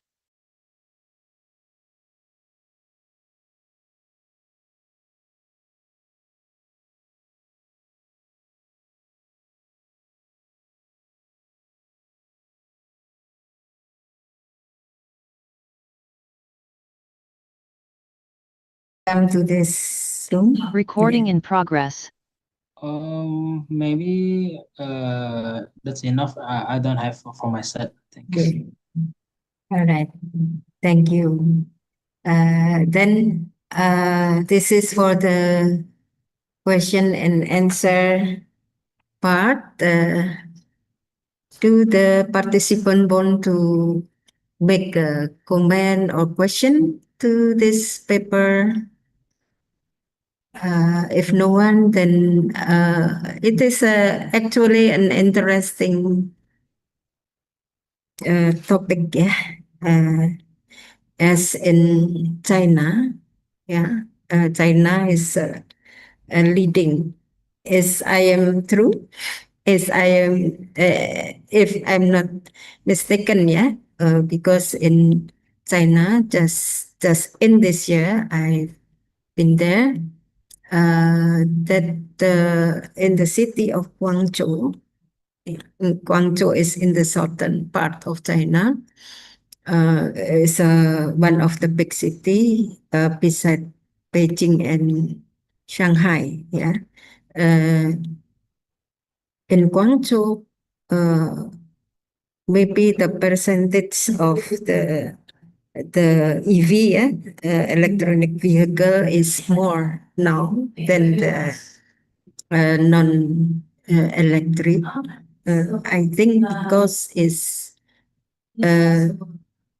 as Mr. Ko is mentioned that it seems that in Indonesia, even in Jabodetabek, still needs a lot of time to be efficient. Yeah. Yes, I can see that because in China, the energy is not come from the fossil. Yeah. The energy, why it is very very efficient, is about the wind energy, the solar energy. That's why it is already really cheap. Yeah, to go to about 700 kilometers, it needs only in our rupiah is only less than 20,000 rupiahs. Yeah, the cost of the energy. And the charger is anywhere. When I ask how many time for charging the vehicle to go about 700 kilometers, they said only twice. Yeah, they start in the morning, and when they stop in the rest area to have lunch, they can charge. And then also for the supper, they charge and only cost them less, about 10,000 rupiahs. It's really amazing. Yeah, very efficient, and they can drop the pollution a lot there because of this. Yeah, it is really a very good idea if we as the consumer or the people, ordinary people, especially from the campus like Upinus, can have more and more study about this. Yeah, not only in business, but technology, then hopefully later then, but I think it's the most important is the energy first, yeah, the solar energy and also wind energy beside the fossil energy can be broadened. Yeah, I think this is my comment. Yeah. Okay, thank you very much for the wonderful topic. Yeah, thank you. And now it seems that from the first, okay, hopefully later that Mr. Sofiani will come soon. We can, the first. No. So only 1, 2, 3, 4. 4. Okay.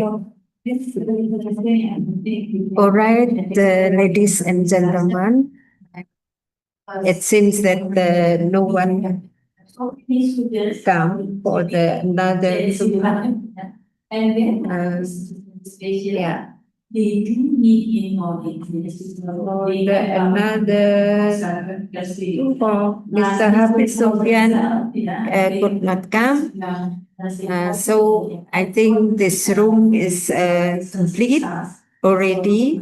Or do you want to say something or a comment to any presenter? If no, then thank you very, very much for your participation in our conference of ICOSE, yeah, and especially ICOMSE. Yes. So now this is our second ICOMSE. Before is ICOMS and then now become transformed to the ICOMSE. Yeah. Again, thank you very much. Let us close our meeting, our conference by saying Hamdalah. Alhamdulillahirabbil alamin. Wassalamualaikum warahmatullahi wabarakatuh. Waalaikumsalam warahmatullahi wabarakatuh. See you And next see time. you Thank next you. time, next conference. Yes. And yeah.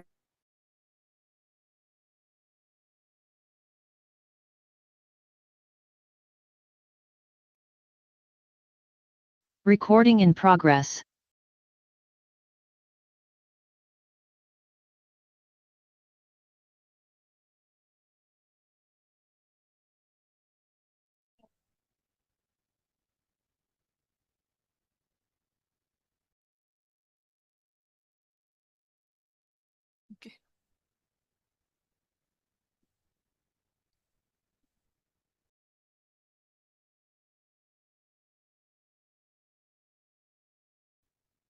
Financial literacy significantly Recording in progress. affect financial inclusion?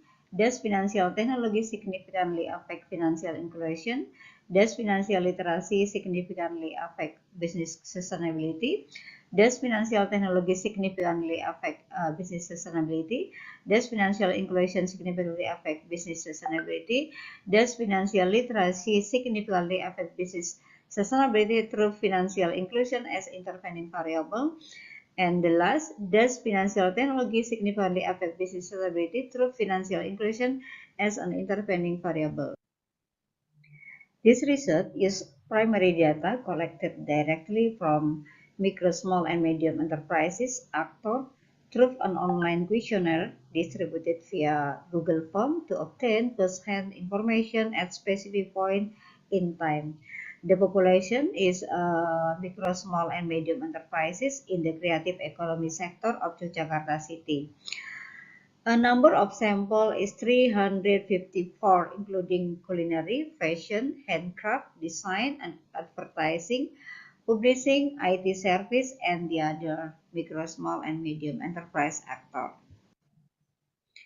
This study used the technology acceptance model by Davis, which includes perceived usefulness, perceived ease of use, attitude toward using technology, behavioral intention, and actual technology use. Financial literacy is defined as knowledge, behavior, experience, and perception related to finance, Hung et al. 2009. Financial technology is described as a new financial industry that uses technology to improve financial activity. Suffolk 2016. Financial inclusion refers to access to financial products such as saving, credit, insurance, and payment to affordable costs. Research method. This study employed a quantitative approach using primary cross-sectional data collected through a structured questionnaire distributed via Google Form to micro, small, and medium enterprise actor in the Jakarta city creative economy sector. Respondent criteria were selected using non-probability convenience sampling. The sample included micro, small, and medium enterprise operating in culinary, fashion, handcraft, design, advertising, publishing, and IT service and related sector. Data analyzed using PLS SEM with small PLS for variable financial literacy, financial technology, financial inclusion. Validity and reliability were assessed through average variant extracts, cron-based alpha, reliability, and cross-loading. All indicator is requirement. The result of this research is financial literacy has a positive and significant effect on financial inclusion. Financial technology has a positive and significant effect on financial inclusion. Financial literacy has a positive and significant effect on business sustainability. Financial technology has a positive and significant effect on business sustainability. Financial inclusion has a positive and significant effect on business sustainability. Financial inclusion acts as an intervening variable between financial literacy and business sustainability. And the last is financial inclusion act as a intervening variable between financial technology and business sustainability. Discussion. Financial literacy improve financial decision making and encourage the use of formal financial services supporting micro, small, and medium enterprise sustainability. This support the finding of Fitria and Ashari and Grohman et al. Financial technology enhance access to financial product and increase transaction efficiency. This support the research of Nurrahman et al. And Ozili. Financial inclusion increase access to capital and improve business operation. This finding align with Nurrahman et al. Financial inclusion act as intervening variable between financial literacy and business sustainability. This support the research of Fitria and Asari. Financial inclusion also act as an intervening variable between financial technology and business sustainability. This is consistent with the finding of Shauki et al. This research confirmed and strengthened the interconnected role of financial literacy, financial technology, and financial inclusion to supporting micro, small, and medium enterprise sustainability in the creative economy sector.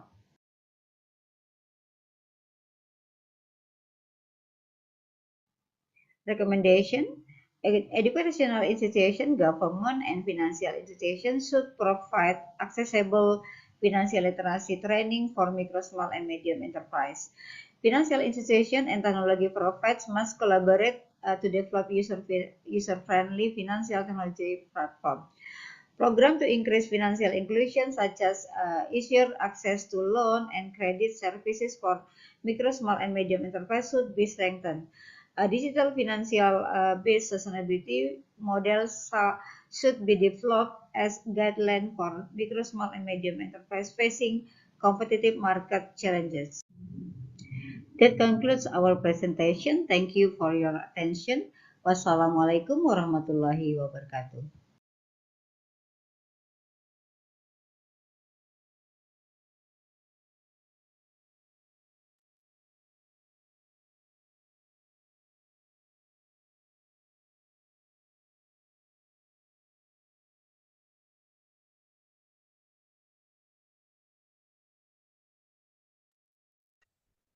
Thank you, Ibu Rita, but unfortunately, Ibu Rita cannot attend in this parallel session.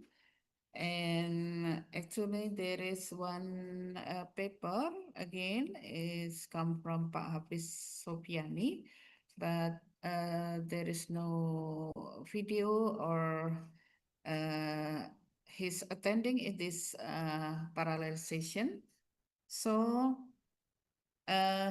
we cannot do discussion for Ibu Rita, and also the last presentation. You explain about this Recording in result. progress. Why job satisfaction does not significantly affect performance, and you choose motivation and work environment as your suggestion that maybe become other factors influencing performance among Gen Z. Okay, could you please share to us? Sorry, the question is the But first, why? What do you think? Why job satisfaction among Gen Z does not significantly affect performance? And you said or in your paper that motivation and work environment maybe become factors that can influence Gen Z performance rather than job satisfaction. Why you choose these two factors? First, explain why job satisfaction not influence significantly, and then the second is why you choose these two factors as your conclusion. Yeah, this is maybe because for Gen Z, being satisfied with the job isn't enough to make them perform better, because they value the purpose of growth and flexibility more than anything, right? As me, myself, as Gen Z, sometimes, sometimes I have my work is fine, but sometimes it's getting a little boring for me. So I value more. I think Gen Z value more flexibility and growth. Yeah, so that can become from work environment, yeah? Yeah. Yeah. Oh, yeah, you are Gen Z. Yeah, I'm a Yeah, Gen Z myself. yeah, generation who do not like routine, yeah? Yeah. Yeah, because your generation is more like more like something new and something new new experiences, yeah. Okay, thank you very much. Yeah, the committee has already give signs for me that we have not much time, but again, thank you very much for your participation. Oh yeah, okay. For your participation, there will be some comments in your paper from the reviewers. Yeah, in general, what just you presented is very interesting, but it will be more valuable if you put some more insights or more discussion in your paper. I think that you can like proceed more, yeah, process more deeper in your paper and then become more qualified in your paper. So thank you very much and congratulations because all of you have finished the presentation. Before we close, could you please to on the camera so we can take a photo session? Okay, yeah. Okay. Ibu Niken, is there any Ibu Niken? Okay, yeah. Pak Romudita, could you please to face to the camera? Okay. Okay, please, Mbak. 1, 2, 3. One more. 1, 2, 3. Okay, thank you very much for your participation, and also thank you for the operator who helped us today. And see you again, inshallah, next year maybe with more participants from Pinus. Okay. So I will close this session by hamdalah, alhamdulillahirabbil alamin. See you next year. Assalamualaikum warahmatullahi wabarakatuh. Waalaikumsalam warahmatullahi wabarakatuh. Terima Thank kasih, you. Bu. Yeah, sama-sama.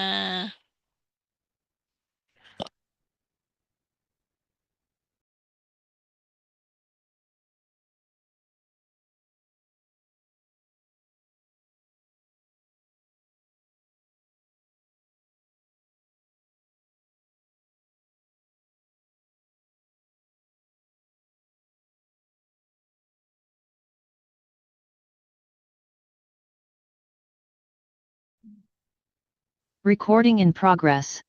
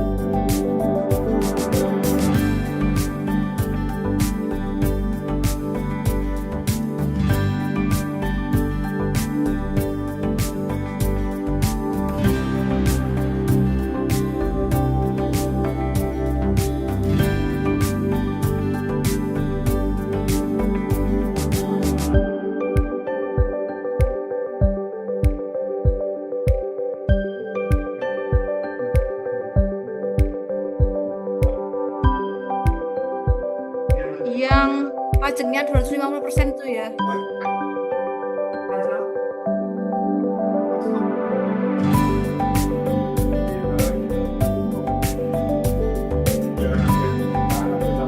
Unpacking the misunderstanding between theory and star energy.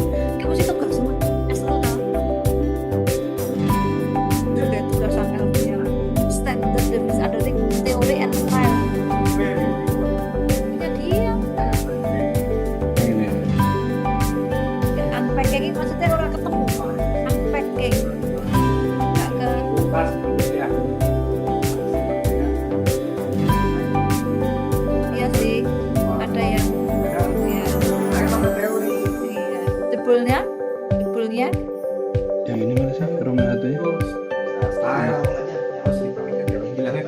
nah jebulnya bahasa Inggris buat bedah, kamu kan unpacking, kamu udah bedah jebulnya. Udah dibahas sama itu. Maksudnya piye? Teori. Itu ditanya ini sekali ya. Ya aku tak nggo ChatGPT. Maksudmu? Tanyain dulu lah, terjemahkan. Pertanyaan berikut. Kok jatah kau nengok aku loh, Jan? Awas. Silahkan di-mute Bu Ista. ChatGPT-nya di-mute Bu Ista. Ya.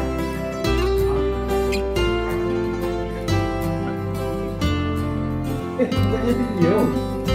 Ini-nya. Pakai juga. Lah kamu tadi nggak pakai Q&A tuh? Nggak pakai Q&A? Video juga ya. Habis video terus nggak ada pertanyaan. Oh.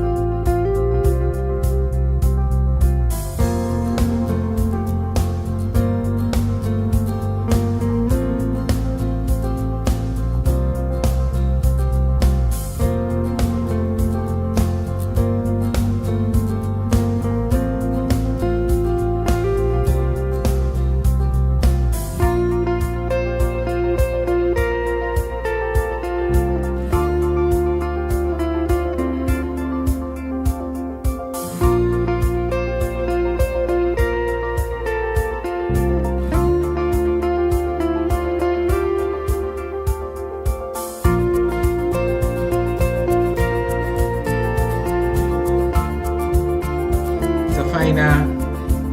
Hello. Zafaina. Hello. Are you okay?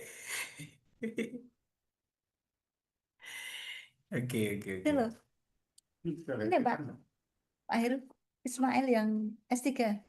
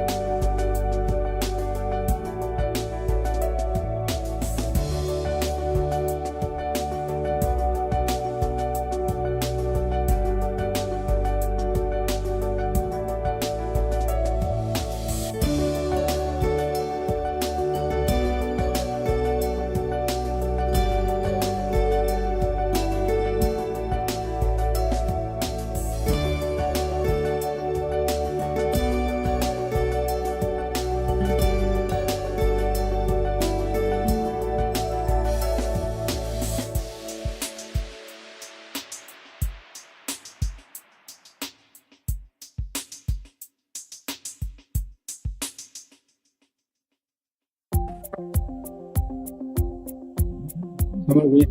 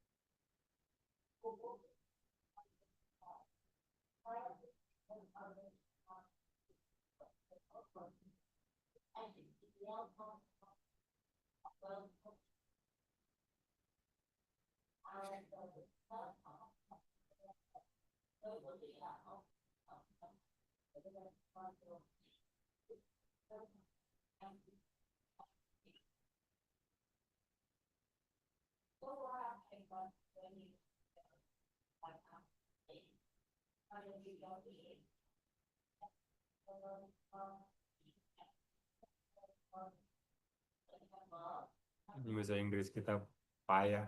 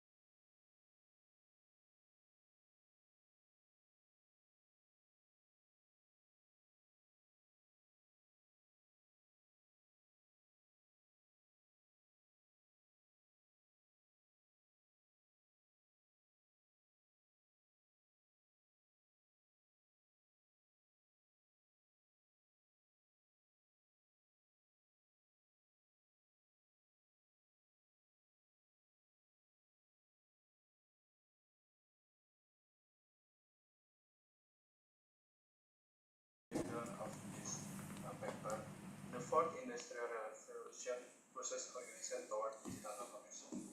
ERP, enterprise resource planning system are critical for integrating business operation in the mining contractor sector.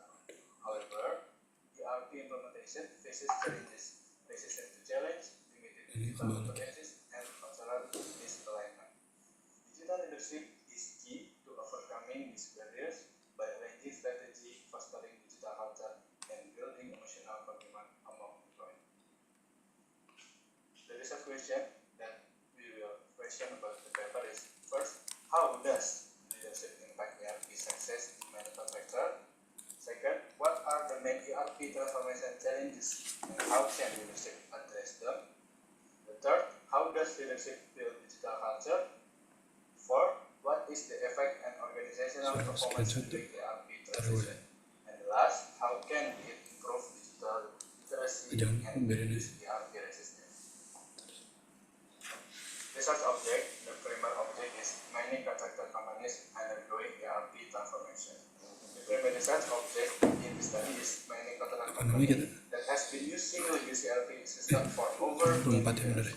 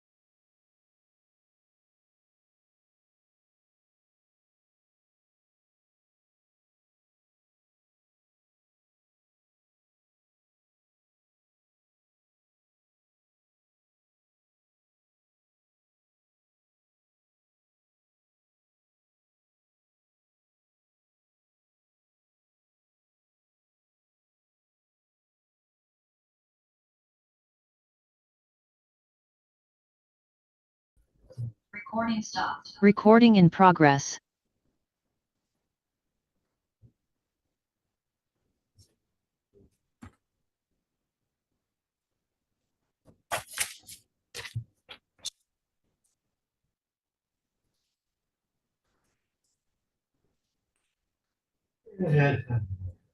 Is there any my share screen? Yeah, Okay, thank you. I get it. Okay, thank you. Assalamualaikum warahmatullahi wabarakatuh. Good afternoon, everyone. First of all, I would like to express my sincere gratitude to all of you for being here today.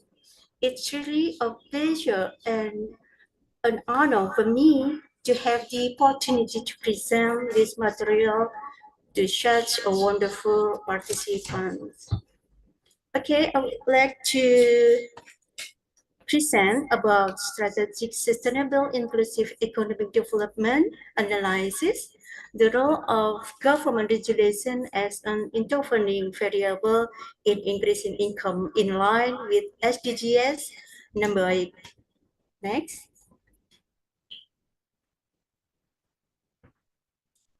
Research background, inclusive and sustainable economic development aims to ensure fair benefit distribution while supporting environment and social balance.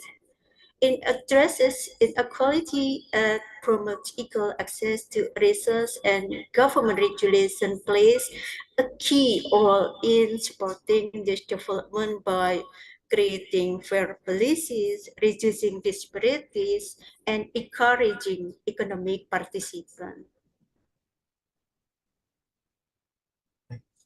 About this situation, number one, how does comprehensive economic development affect income growth? And the second, what is the role of government regulation as an intervening variable in this relationship? And third, can government regulation enhance the impact of economic development on income in line with SDGs Goal 8?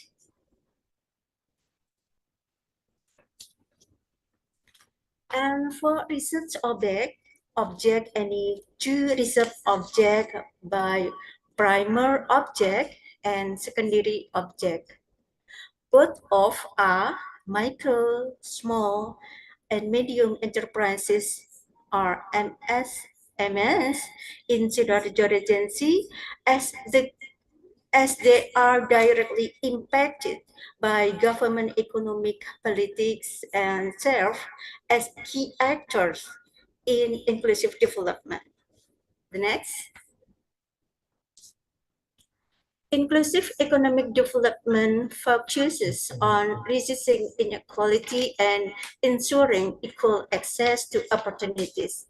It emphasizes not just growth, but fairness in income distribution and social integration. Government regulations are essential in correcting market failures, promoting fair competition, and protecting consumer and labor rights. Effective regulation also supports infrastructure, innovation, and sustainable business practice. Studies show that when combined, inclusive development and strong regulation contribute significantly to income growth and long-term economic sustainability, especially for vulnerable groups like MSMEs. Next. For research method, observation and collection. A quantitative research approach was applied using purposive sampling. Data were collected through structured questions distributed to MSM's actor in Sidoarjo Regency. Processing information data, collected data were analyzing using SPSS 29 and the third trial for result and evaluation. The results show that all research instruments were valid and reliable. Next.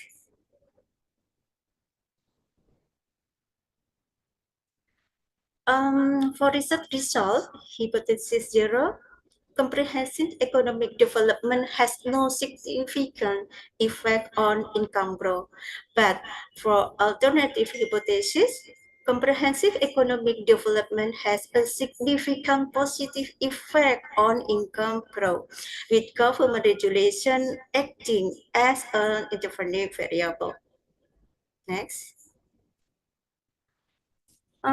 For the results show that comprehensive economic development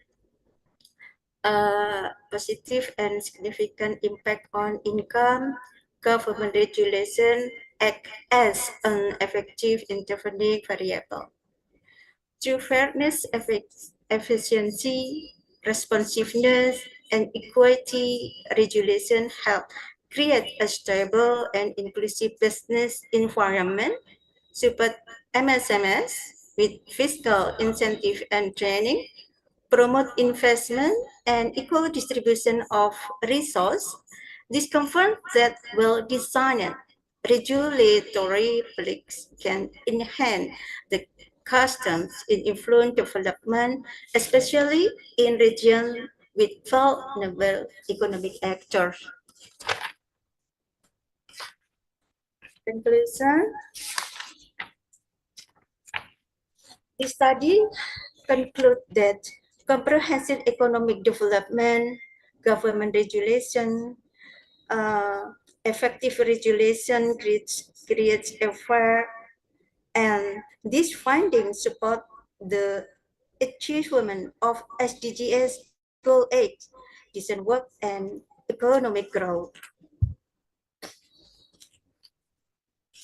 For recommendation, strengthen regulatory frameworks to support inclusive and sustainable economic growth, especially for MSMEs, ensure fairness and transparency in policy implementation to reduce inequality and promote income equity, invest in infrastructure, education, and workforce training to enhance economic participation and productivity. Align national and local policies with SDGs, particularly Goal 8, to support long-term income growth and social welfare. Encourage collaboration between government, private sectors, and communities to implement effective development strategies.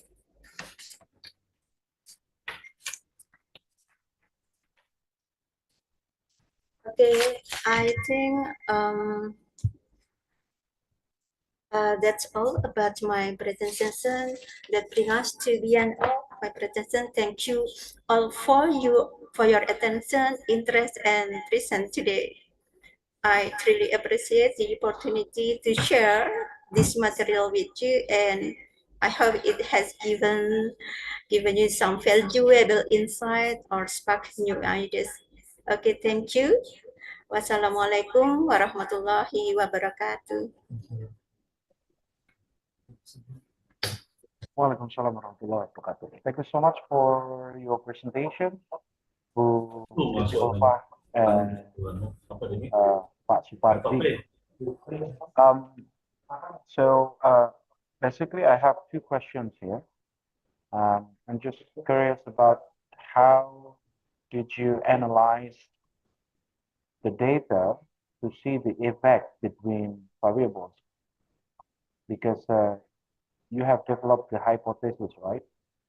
And I think you already built a model. So how do you analyze the data? Because I just saw you analyze the data with the SPSS, but it did not really clear to me of how did you analyze the data to see the effect between variables. Can you explain about that?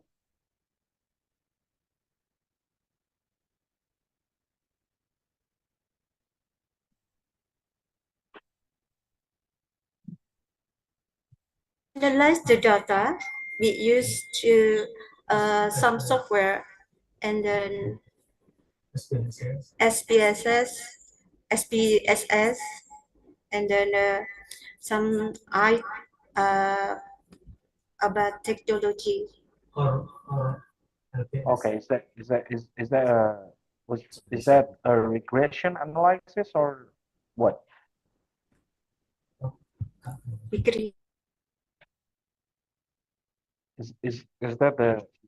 Is that a regression analysis or you use another analysis? Regulation. You mean Is that a regression analysis or you use another analysis, another type of analysis?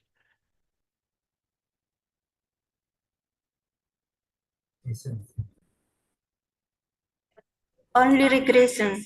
Okay, okay, okay, okay, good. And the second one is because you choose an economic development as one of your variable, right? Yeah. So what are the indicators of economic development that you use for your research? Because economic development I think, has so many indicators. So can you specify the indicators of economic development that you use for your research? Yeah. Well, welfare balance and sociability, who felt where to everyone. Sorry, I just lost my connection. Can you repeat your answer? The indicator is welfare.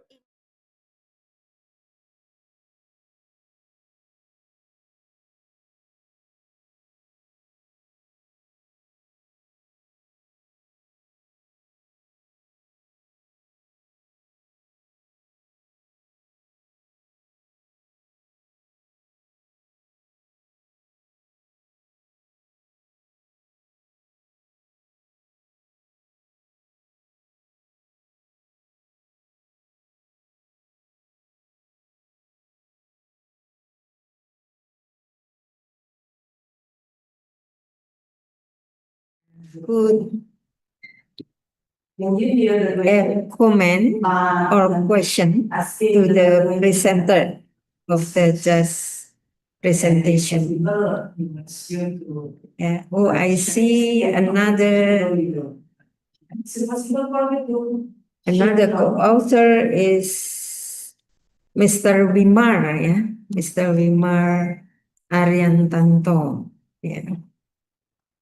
So would you please how many items to use another participant or audience can ask something?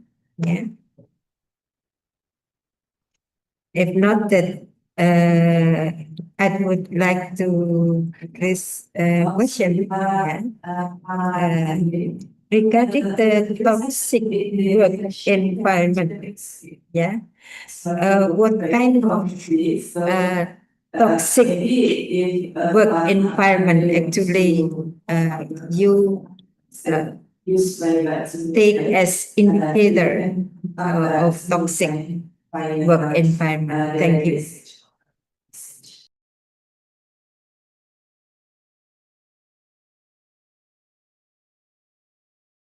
Would you please to answer the question?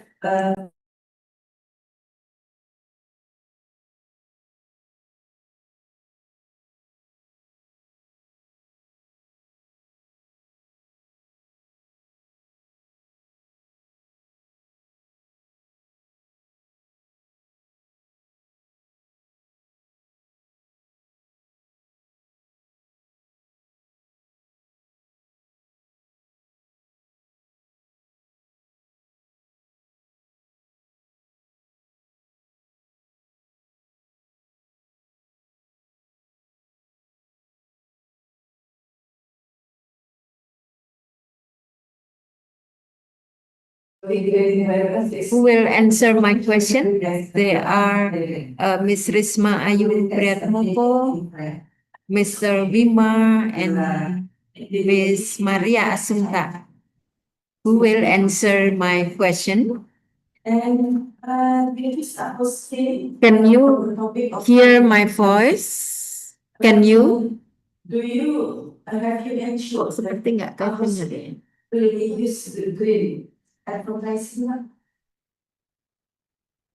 Hello? Would you please to give me information who will answer? Maybe you can explain what kind of Hello, Mr. Wimar. Sorry. Sorry, ma'am. Can you repeat the question? All right. All right. My question is, what kind of toxic work environment that you research? Yeah. What indicators that indicate that the environment is toxic? Yeah. Yeah. Thank you. Just tell me. Just tell us the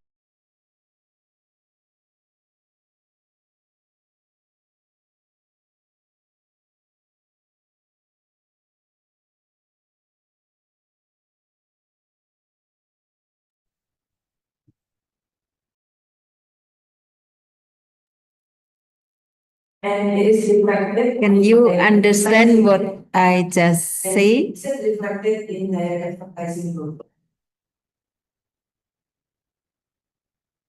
Yes, ma'am. I understand.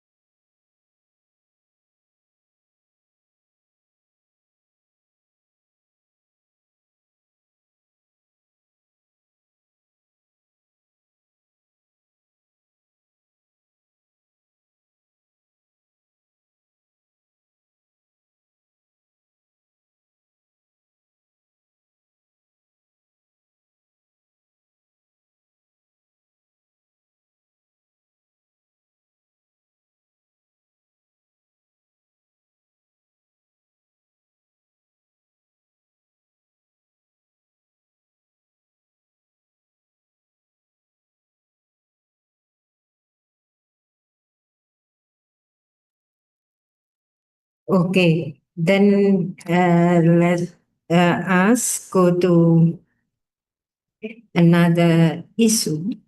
Yeah. Uh, uh, the question uh,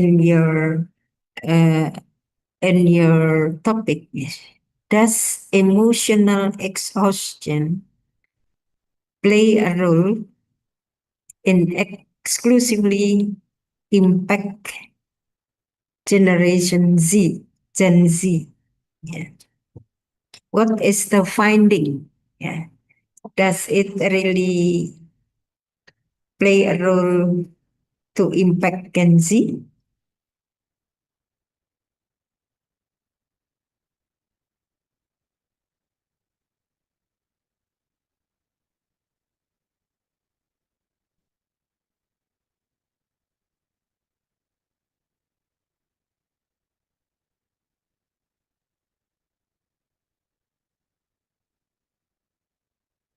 Sebentar, Pak Samsul, namanya ada kebocoran suara.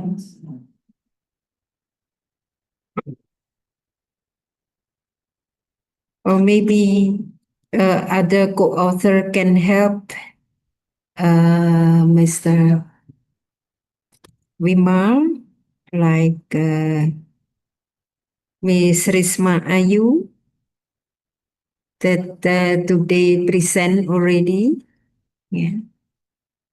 Present the paper. Miss Maria Assunta, can you help your friend to answer the question?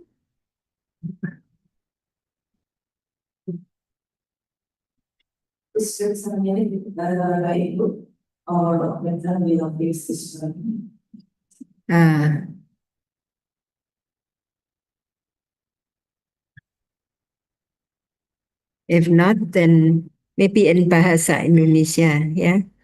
Kan tadi pertanyaan saya, ini topiknya tentang toxic work environment. Ya. Seperti apa sih toxic, ya? Lingkungan kerja yang toxic itu seperti apa?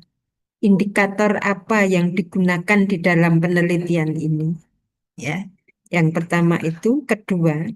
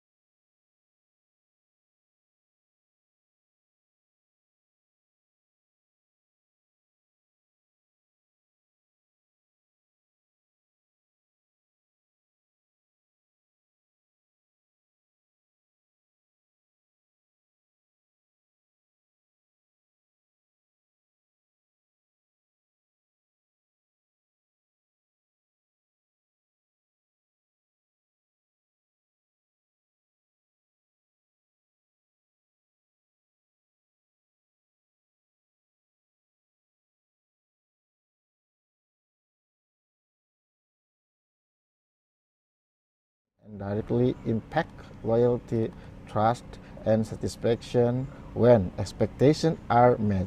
However, failure to meet these expectations can lead to negative disconfirmation, undermining consumer trust and satisfaction.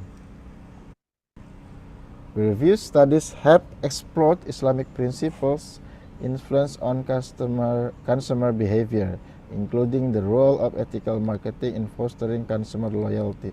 There is a growing body of work comparing consumer expectation in Islamic and conventional marketing, focusing on how Islamic values play a critical role in shaping these expectations.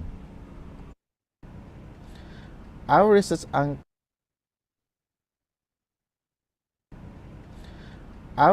uncovered several gaps.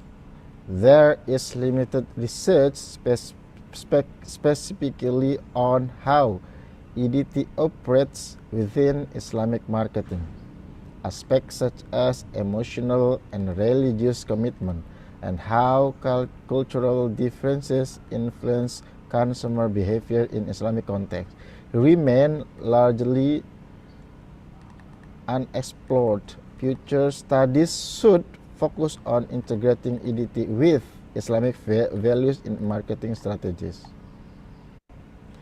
Our findings suggest that integrating Islamic values into marketing strategy is crucial for business targeting Muslim consumers. Ethical transparency and adherence to halal standards are key in building trust. Furthermore, managing consumer expectations realistically, especially through transparent communication, is essential to avoid negative disconfirmation. In conclusion, aligning consumer expectation with ethical values in Islamic marketing is vital for enhancing consumer satisfaction. EDT provides a valuable framework for understanding how expectation affect satisfaction. To ensure positive consumer experiences, business must focus on managing expectation and integrating Islamic values into their marketing practice. Thank you for your attention. Okay, thank you, Pak Samsul, for your awesome presentation. Interesting topic.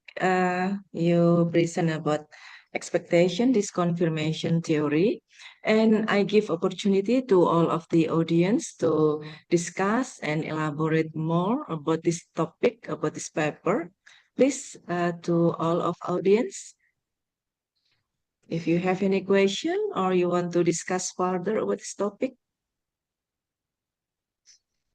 Okay, seems that we don't have any participant who want to discuss more. Maybe from me, Pak Samsul. Pak Samsul Hidayat, I want to discuss the paper, your paper. Actually, expectation disconfirmation theory in our daily practice or in our daily phenomenon. How can you give us example so that we, all of the audience here, can get insight about what kind of marketing practice or daily phenomenon that give us or show us the application of expectation disconfirmation theory? Okay, thank you. This is the great question. ED is about two position. There are positive expectation and negative disconfirmation. What the mean If is negative, it means it is disconfirmation, yeah. yes. Right? Positive is Okay. expectation, and Confirm. the other Okay. is negative is disconfirmation. When we Okay, got it. going to the example is when we going to any public service or hospitality, and before we going to there the place, we have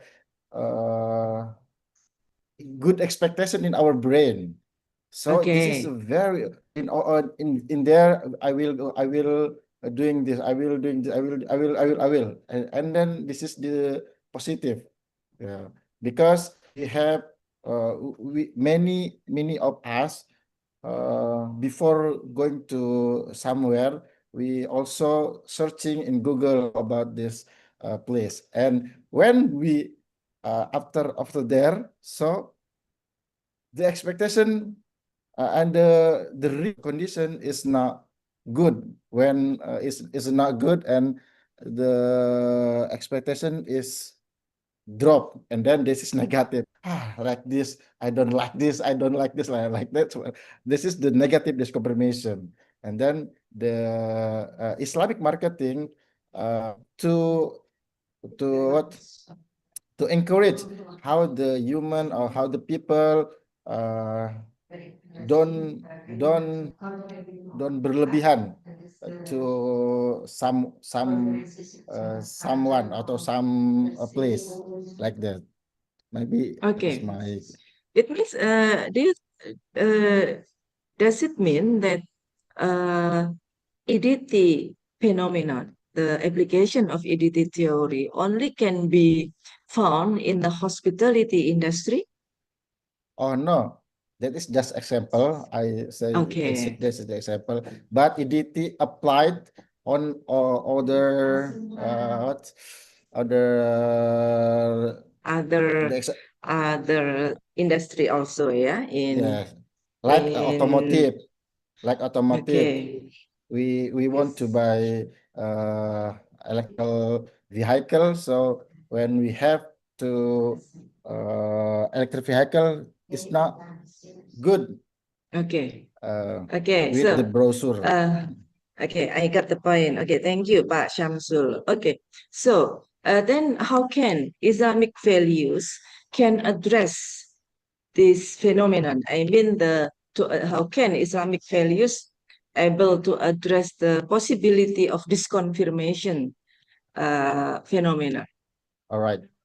Does it mean that we have to lower our expectation, or does it mean that we have to forgive if we get disappointed with the performance of service provider or the product performance, for example?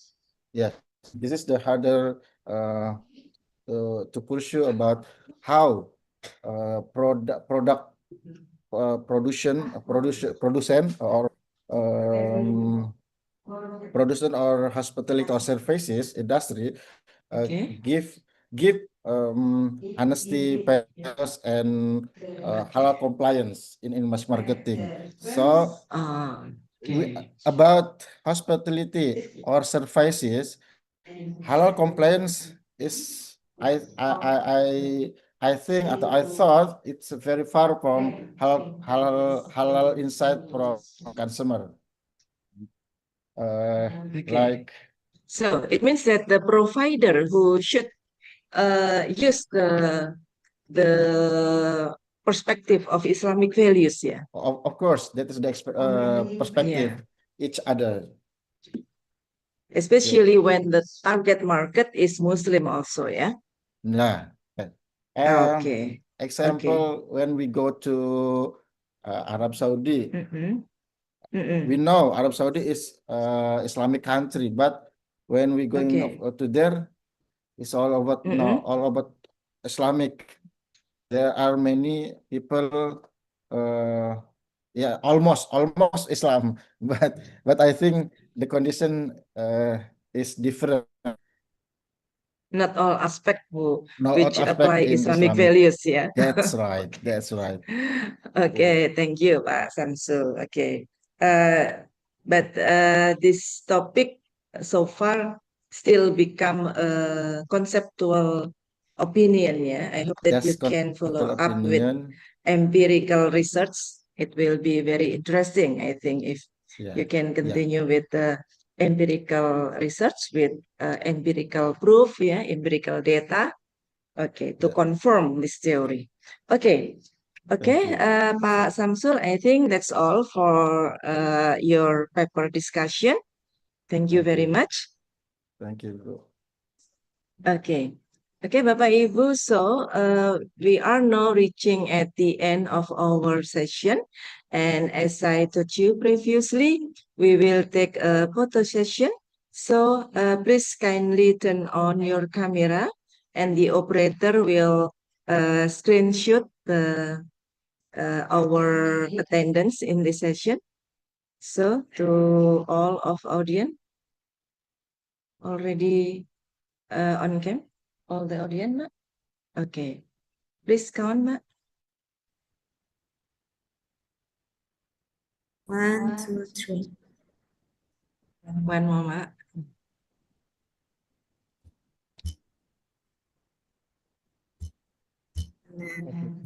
One, two, three. Okay. Okay, Okay, Bapak Ibu, we already finished with the paper presentation and the Q&A session and also the photo session. It means that we already finished our parallel session. This is the second parallel session of second ICOMSE 2025. Thank you very much for your participation.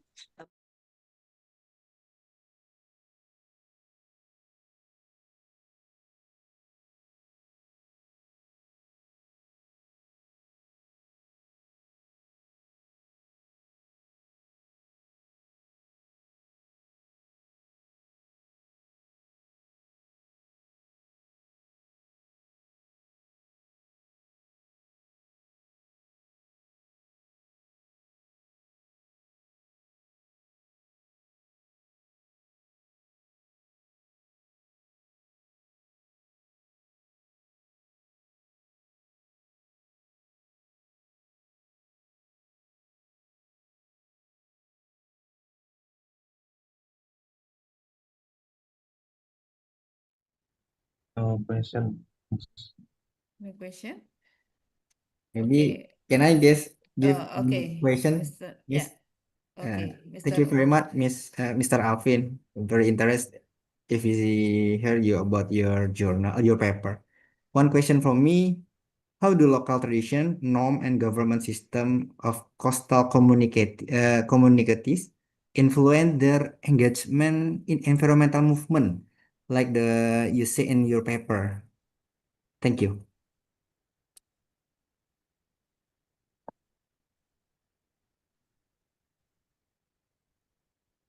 Can you hear my question, Mr. Alvin? Um,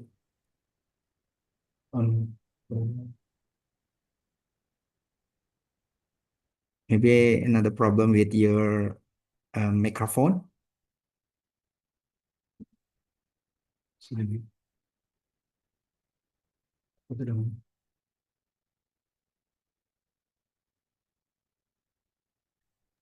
Okay, Okay. maybe enough, Uh, Miss. Okay, thank you, Pak Vinaldo.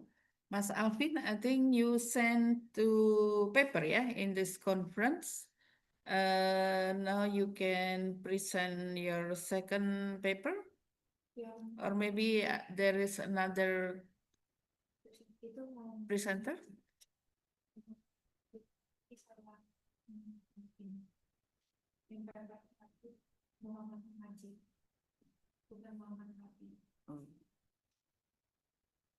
But in here there is two paper, yeah. Is it is true or not? There is the second paper with the title "Building the City of the Future: Big Data Integration in the Smart City and Urban Governance." This is your second paper, Mr. Alvin? No, Oh no. Oh, okay. I don't have second paper. Okay, maybe this false. Okay.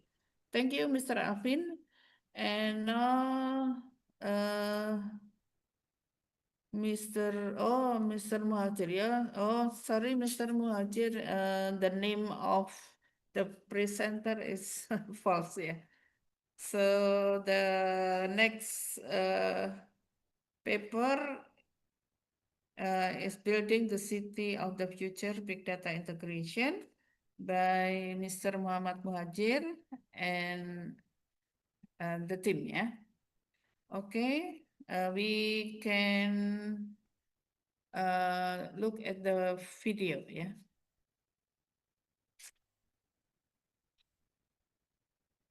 Building the City of the Future: Big Data and Integration. This presentation explores the pivotal role of big data integration in urban governance, aiming to create smarter, more efficient, and sustainable cities. We will analyze its impact on public service, resource optimization, and citizen involvement. Involvement will also addressing key implementation challenge. Next, the rise of the smart city and big data. Global urbanization is accelerating with over 56% of the world population in cities, projected to reach 68% by 2050. This should create challenges like congestion and pollution, making the smart city concept, driven by digital technology, a crucial solution. Big data is key for data-driven analysis. Global data volume is projected to hit 165 zettabytes by 2025, large from smart city system. This enables government to optimize policies, improve resource efficiency, and boost citizen involvement. Next, challenge in big data integration. The first is uneven digital infrastructure, especially prevalent in developing countries, hindering efficient data collection and processing. And the second, data security and privacy. 68% of global citizens are concerned about government use of personal data, requiring robust protection policies, like an expertise and significant obstacle in data analysis and AI, slowing urban digital transformation. And the last, data fragmentation. Data spread across agencies often hinders comprehensive data-driven decision making. Okay, for the next, data review. Smart city evolution. The smart city concept evolving from green city integrates ICT to exchange public service, resource efficiency, and citizen interaction. Academic attention is widespread with many publications highlighting its important. The first is good government and e-government, and second, big data in city management, and the last is 6K aspect. Research methodology. This study employ and descriptive quantitative approach to analysis smart city and urban government implementation of big data. This method provide an objective, measurable, and systematic picture of complex social phenomena. Next, big data-based smart city implementation. Indonesia movement toward 100 smart city program launched in 2017 emphasize 6 pillars: smart governance, mobility, economy, living, people, and environment. This initiative encourages digital technology used to address development challenges and improve public service. And the next, system success factor and challenge.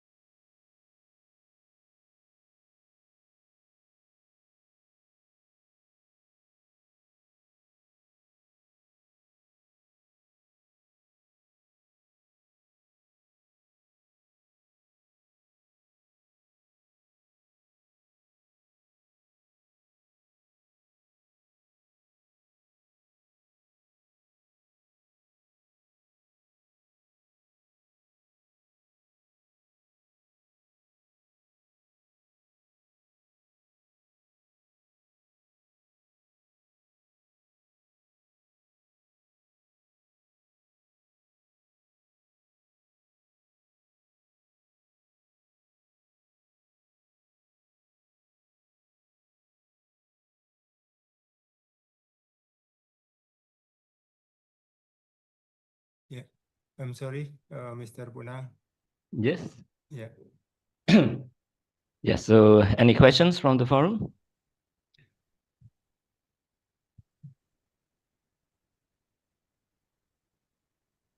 Okay. Maybe from maybe Putri or Dr. Rini, Dr. Estefina, any questions? No, no questions. Okay. Maybe you can. No question. Okay. Maybe you can explain in short the differences on the literature from year to year. Are there any differences in the literature? Okay. Okay. Thank you, Mr. Punang. Differences years per years.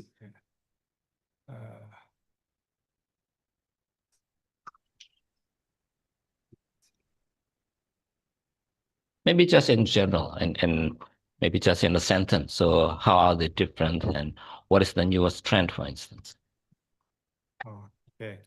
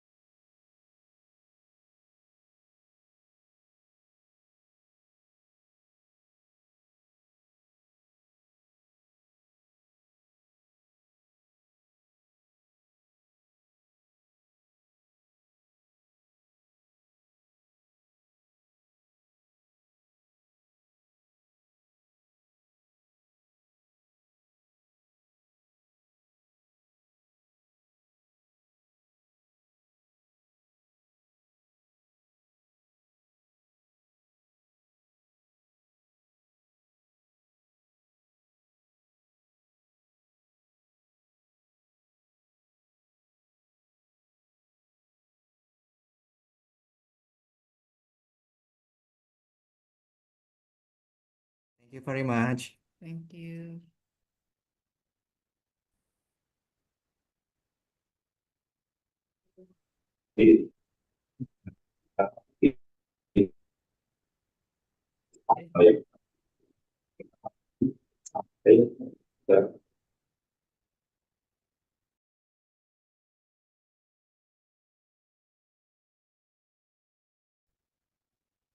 Recording in progress.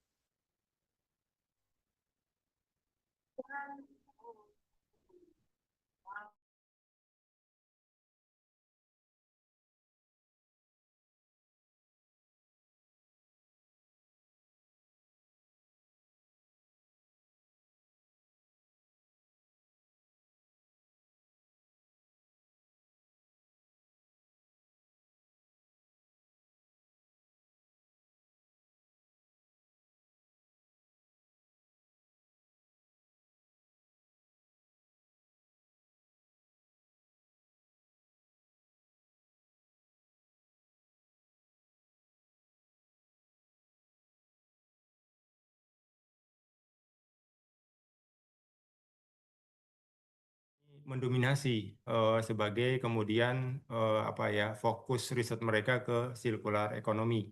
Nah, ini yang kemudian menjadi salah satu catatan bagi mungkin negara kita seperti Indonesia, negara berkembang. Ternyata circular economy ini belum menjadi ya, bukan tapi belum menjadi isu yang dianggap penting untuk diteliti.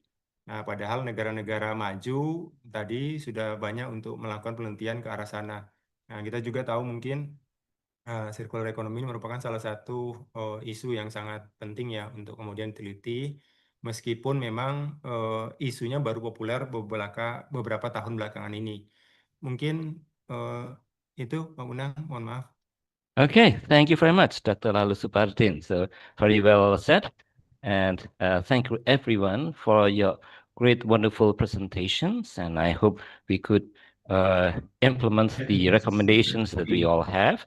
And let's give a huge applause for all the presenters, including presenter 5, which we did not applause yet. Okay, so let's give a big applause for everyone here.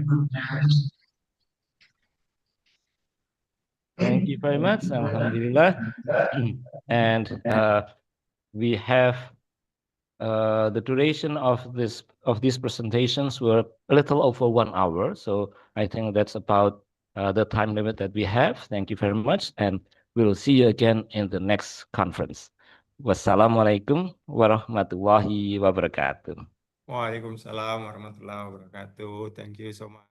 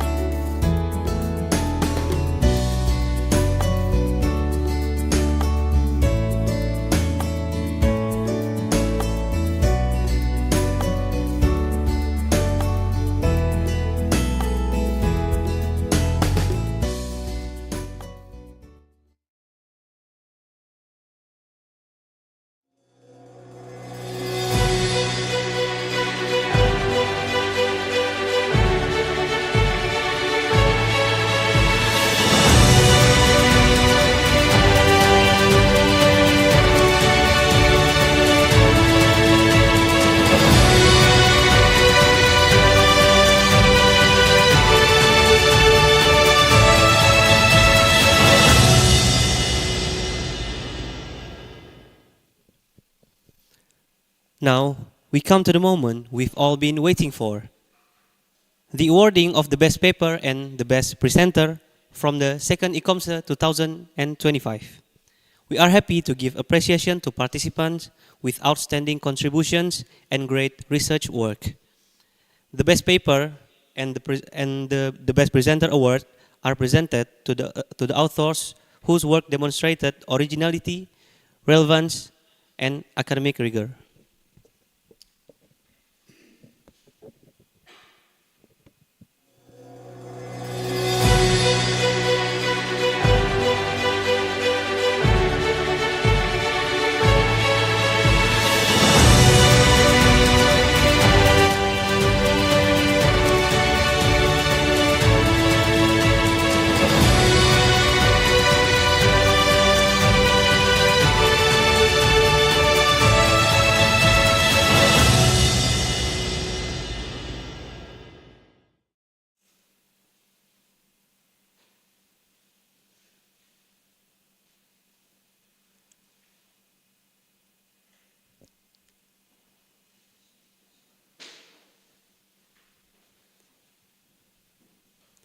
Ladies and gentlemen, on behalf of the committee, we are proud to announce the winners of the Best Paper and Best Paper Presenter at the International Conference on Management and Sustainable Environment 2025.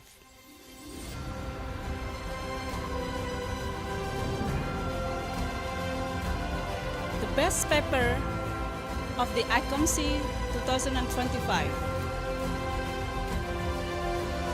is awarded to the title of AI-powered self-assessment as a disruptive innovation in product creation, a comparative study of Curio and existing SMEs platforms in Indonesia, written by Rayi Tarya Rani Wiraguna, Inanda Sinta Anugrahani, Mitra Istiarwardana, and Ahmad Hamdan of Universitas Negeri Malang.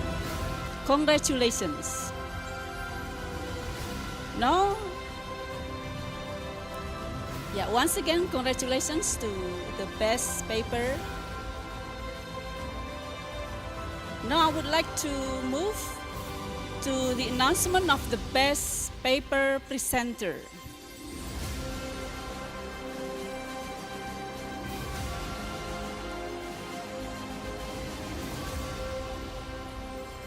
The best presenter of the ICOMSE 2025 is awarded to Munjiati Munawaroh of Universitas Muhammadiyah Yogyakarta with her paper entitled Rethinking.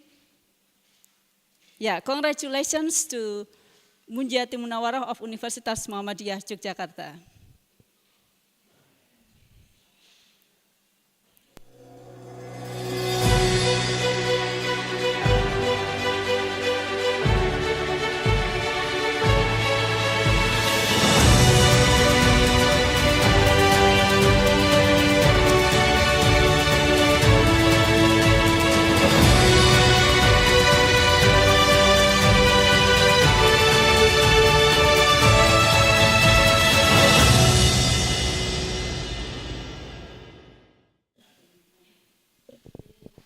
Congratulations to all the awardees. We hope this achievement inspired continued research and innovation.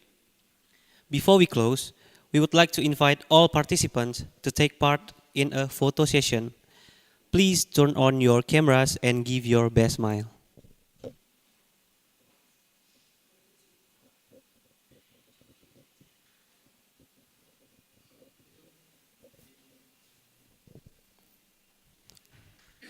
Okay, ready? 3, 2, 1.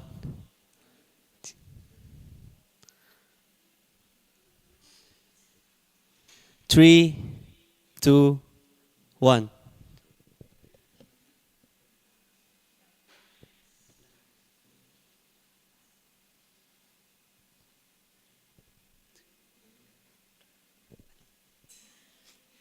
We have now come to the end of the second ICOMSE 2025. Thank you to all keynote speakers, presenters, and participants for your valuable contributions and active participation. Once again, thank you so much. I'm Khairan, as the master of ceremony, asked to say goodbye and apologize if there are mistakes in hosting this event. Wassalamualaikum warahmatullahi wabarakatuh.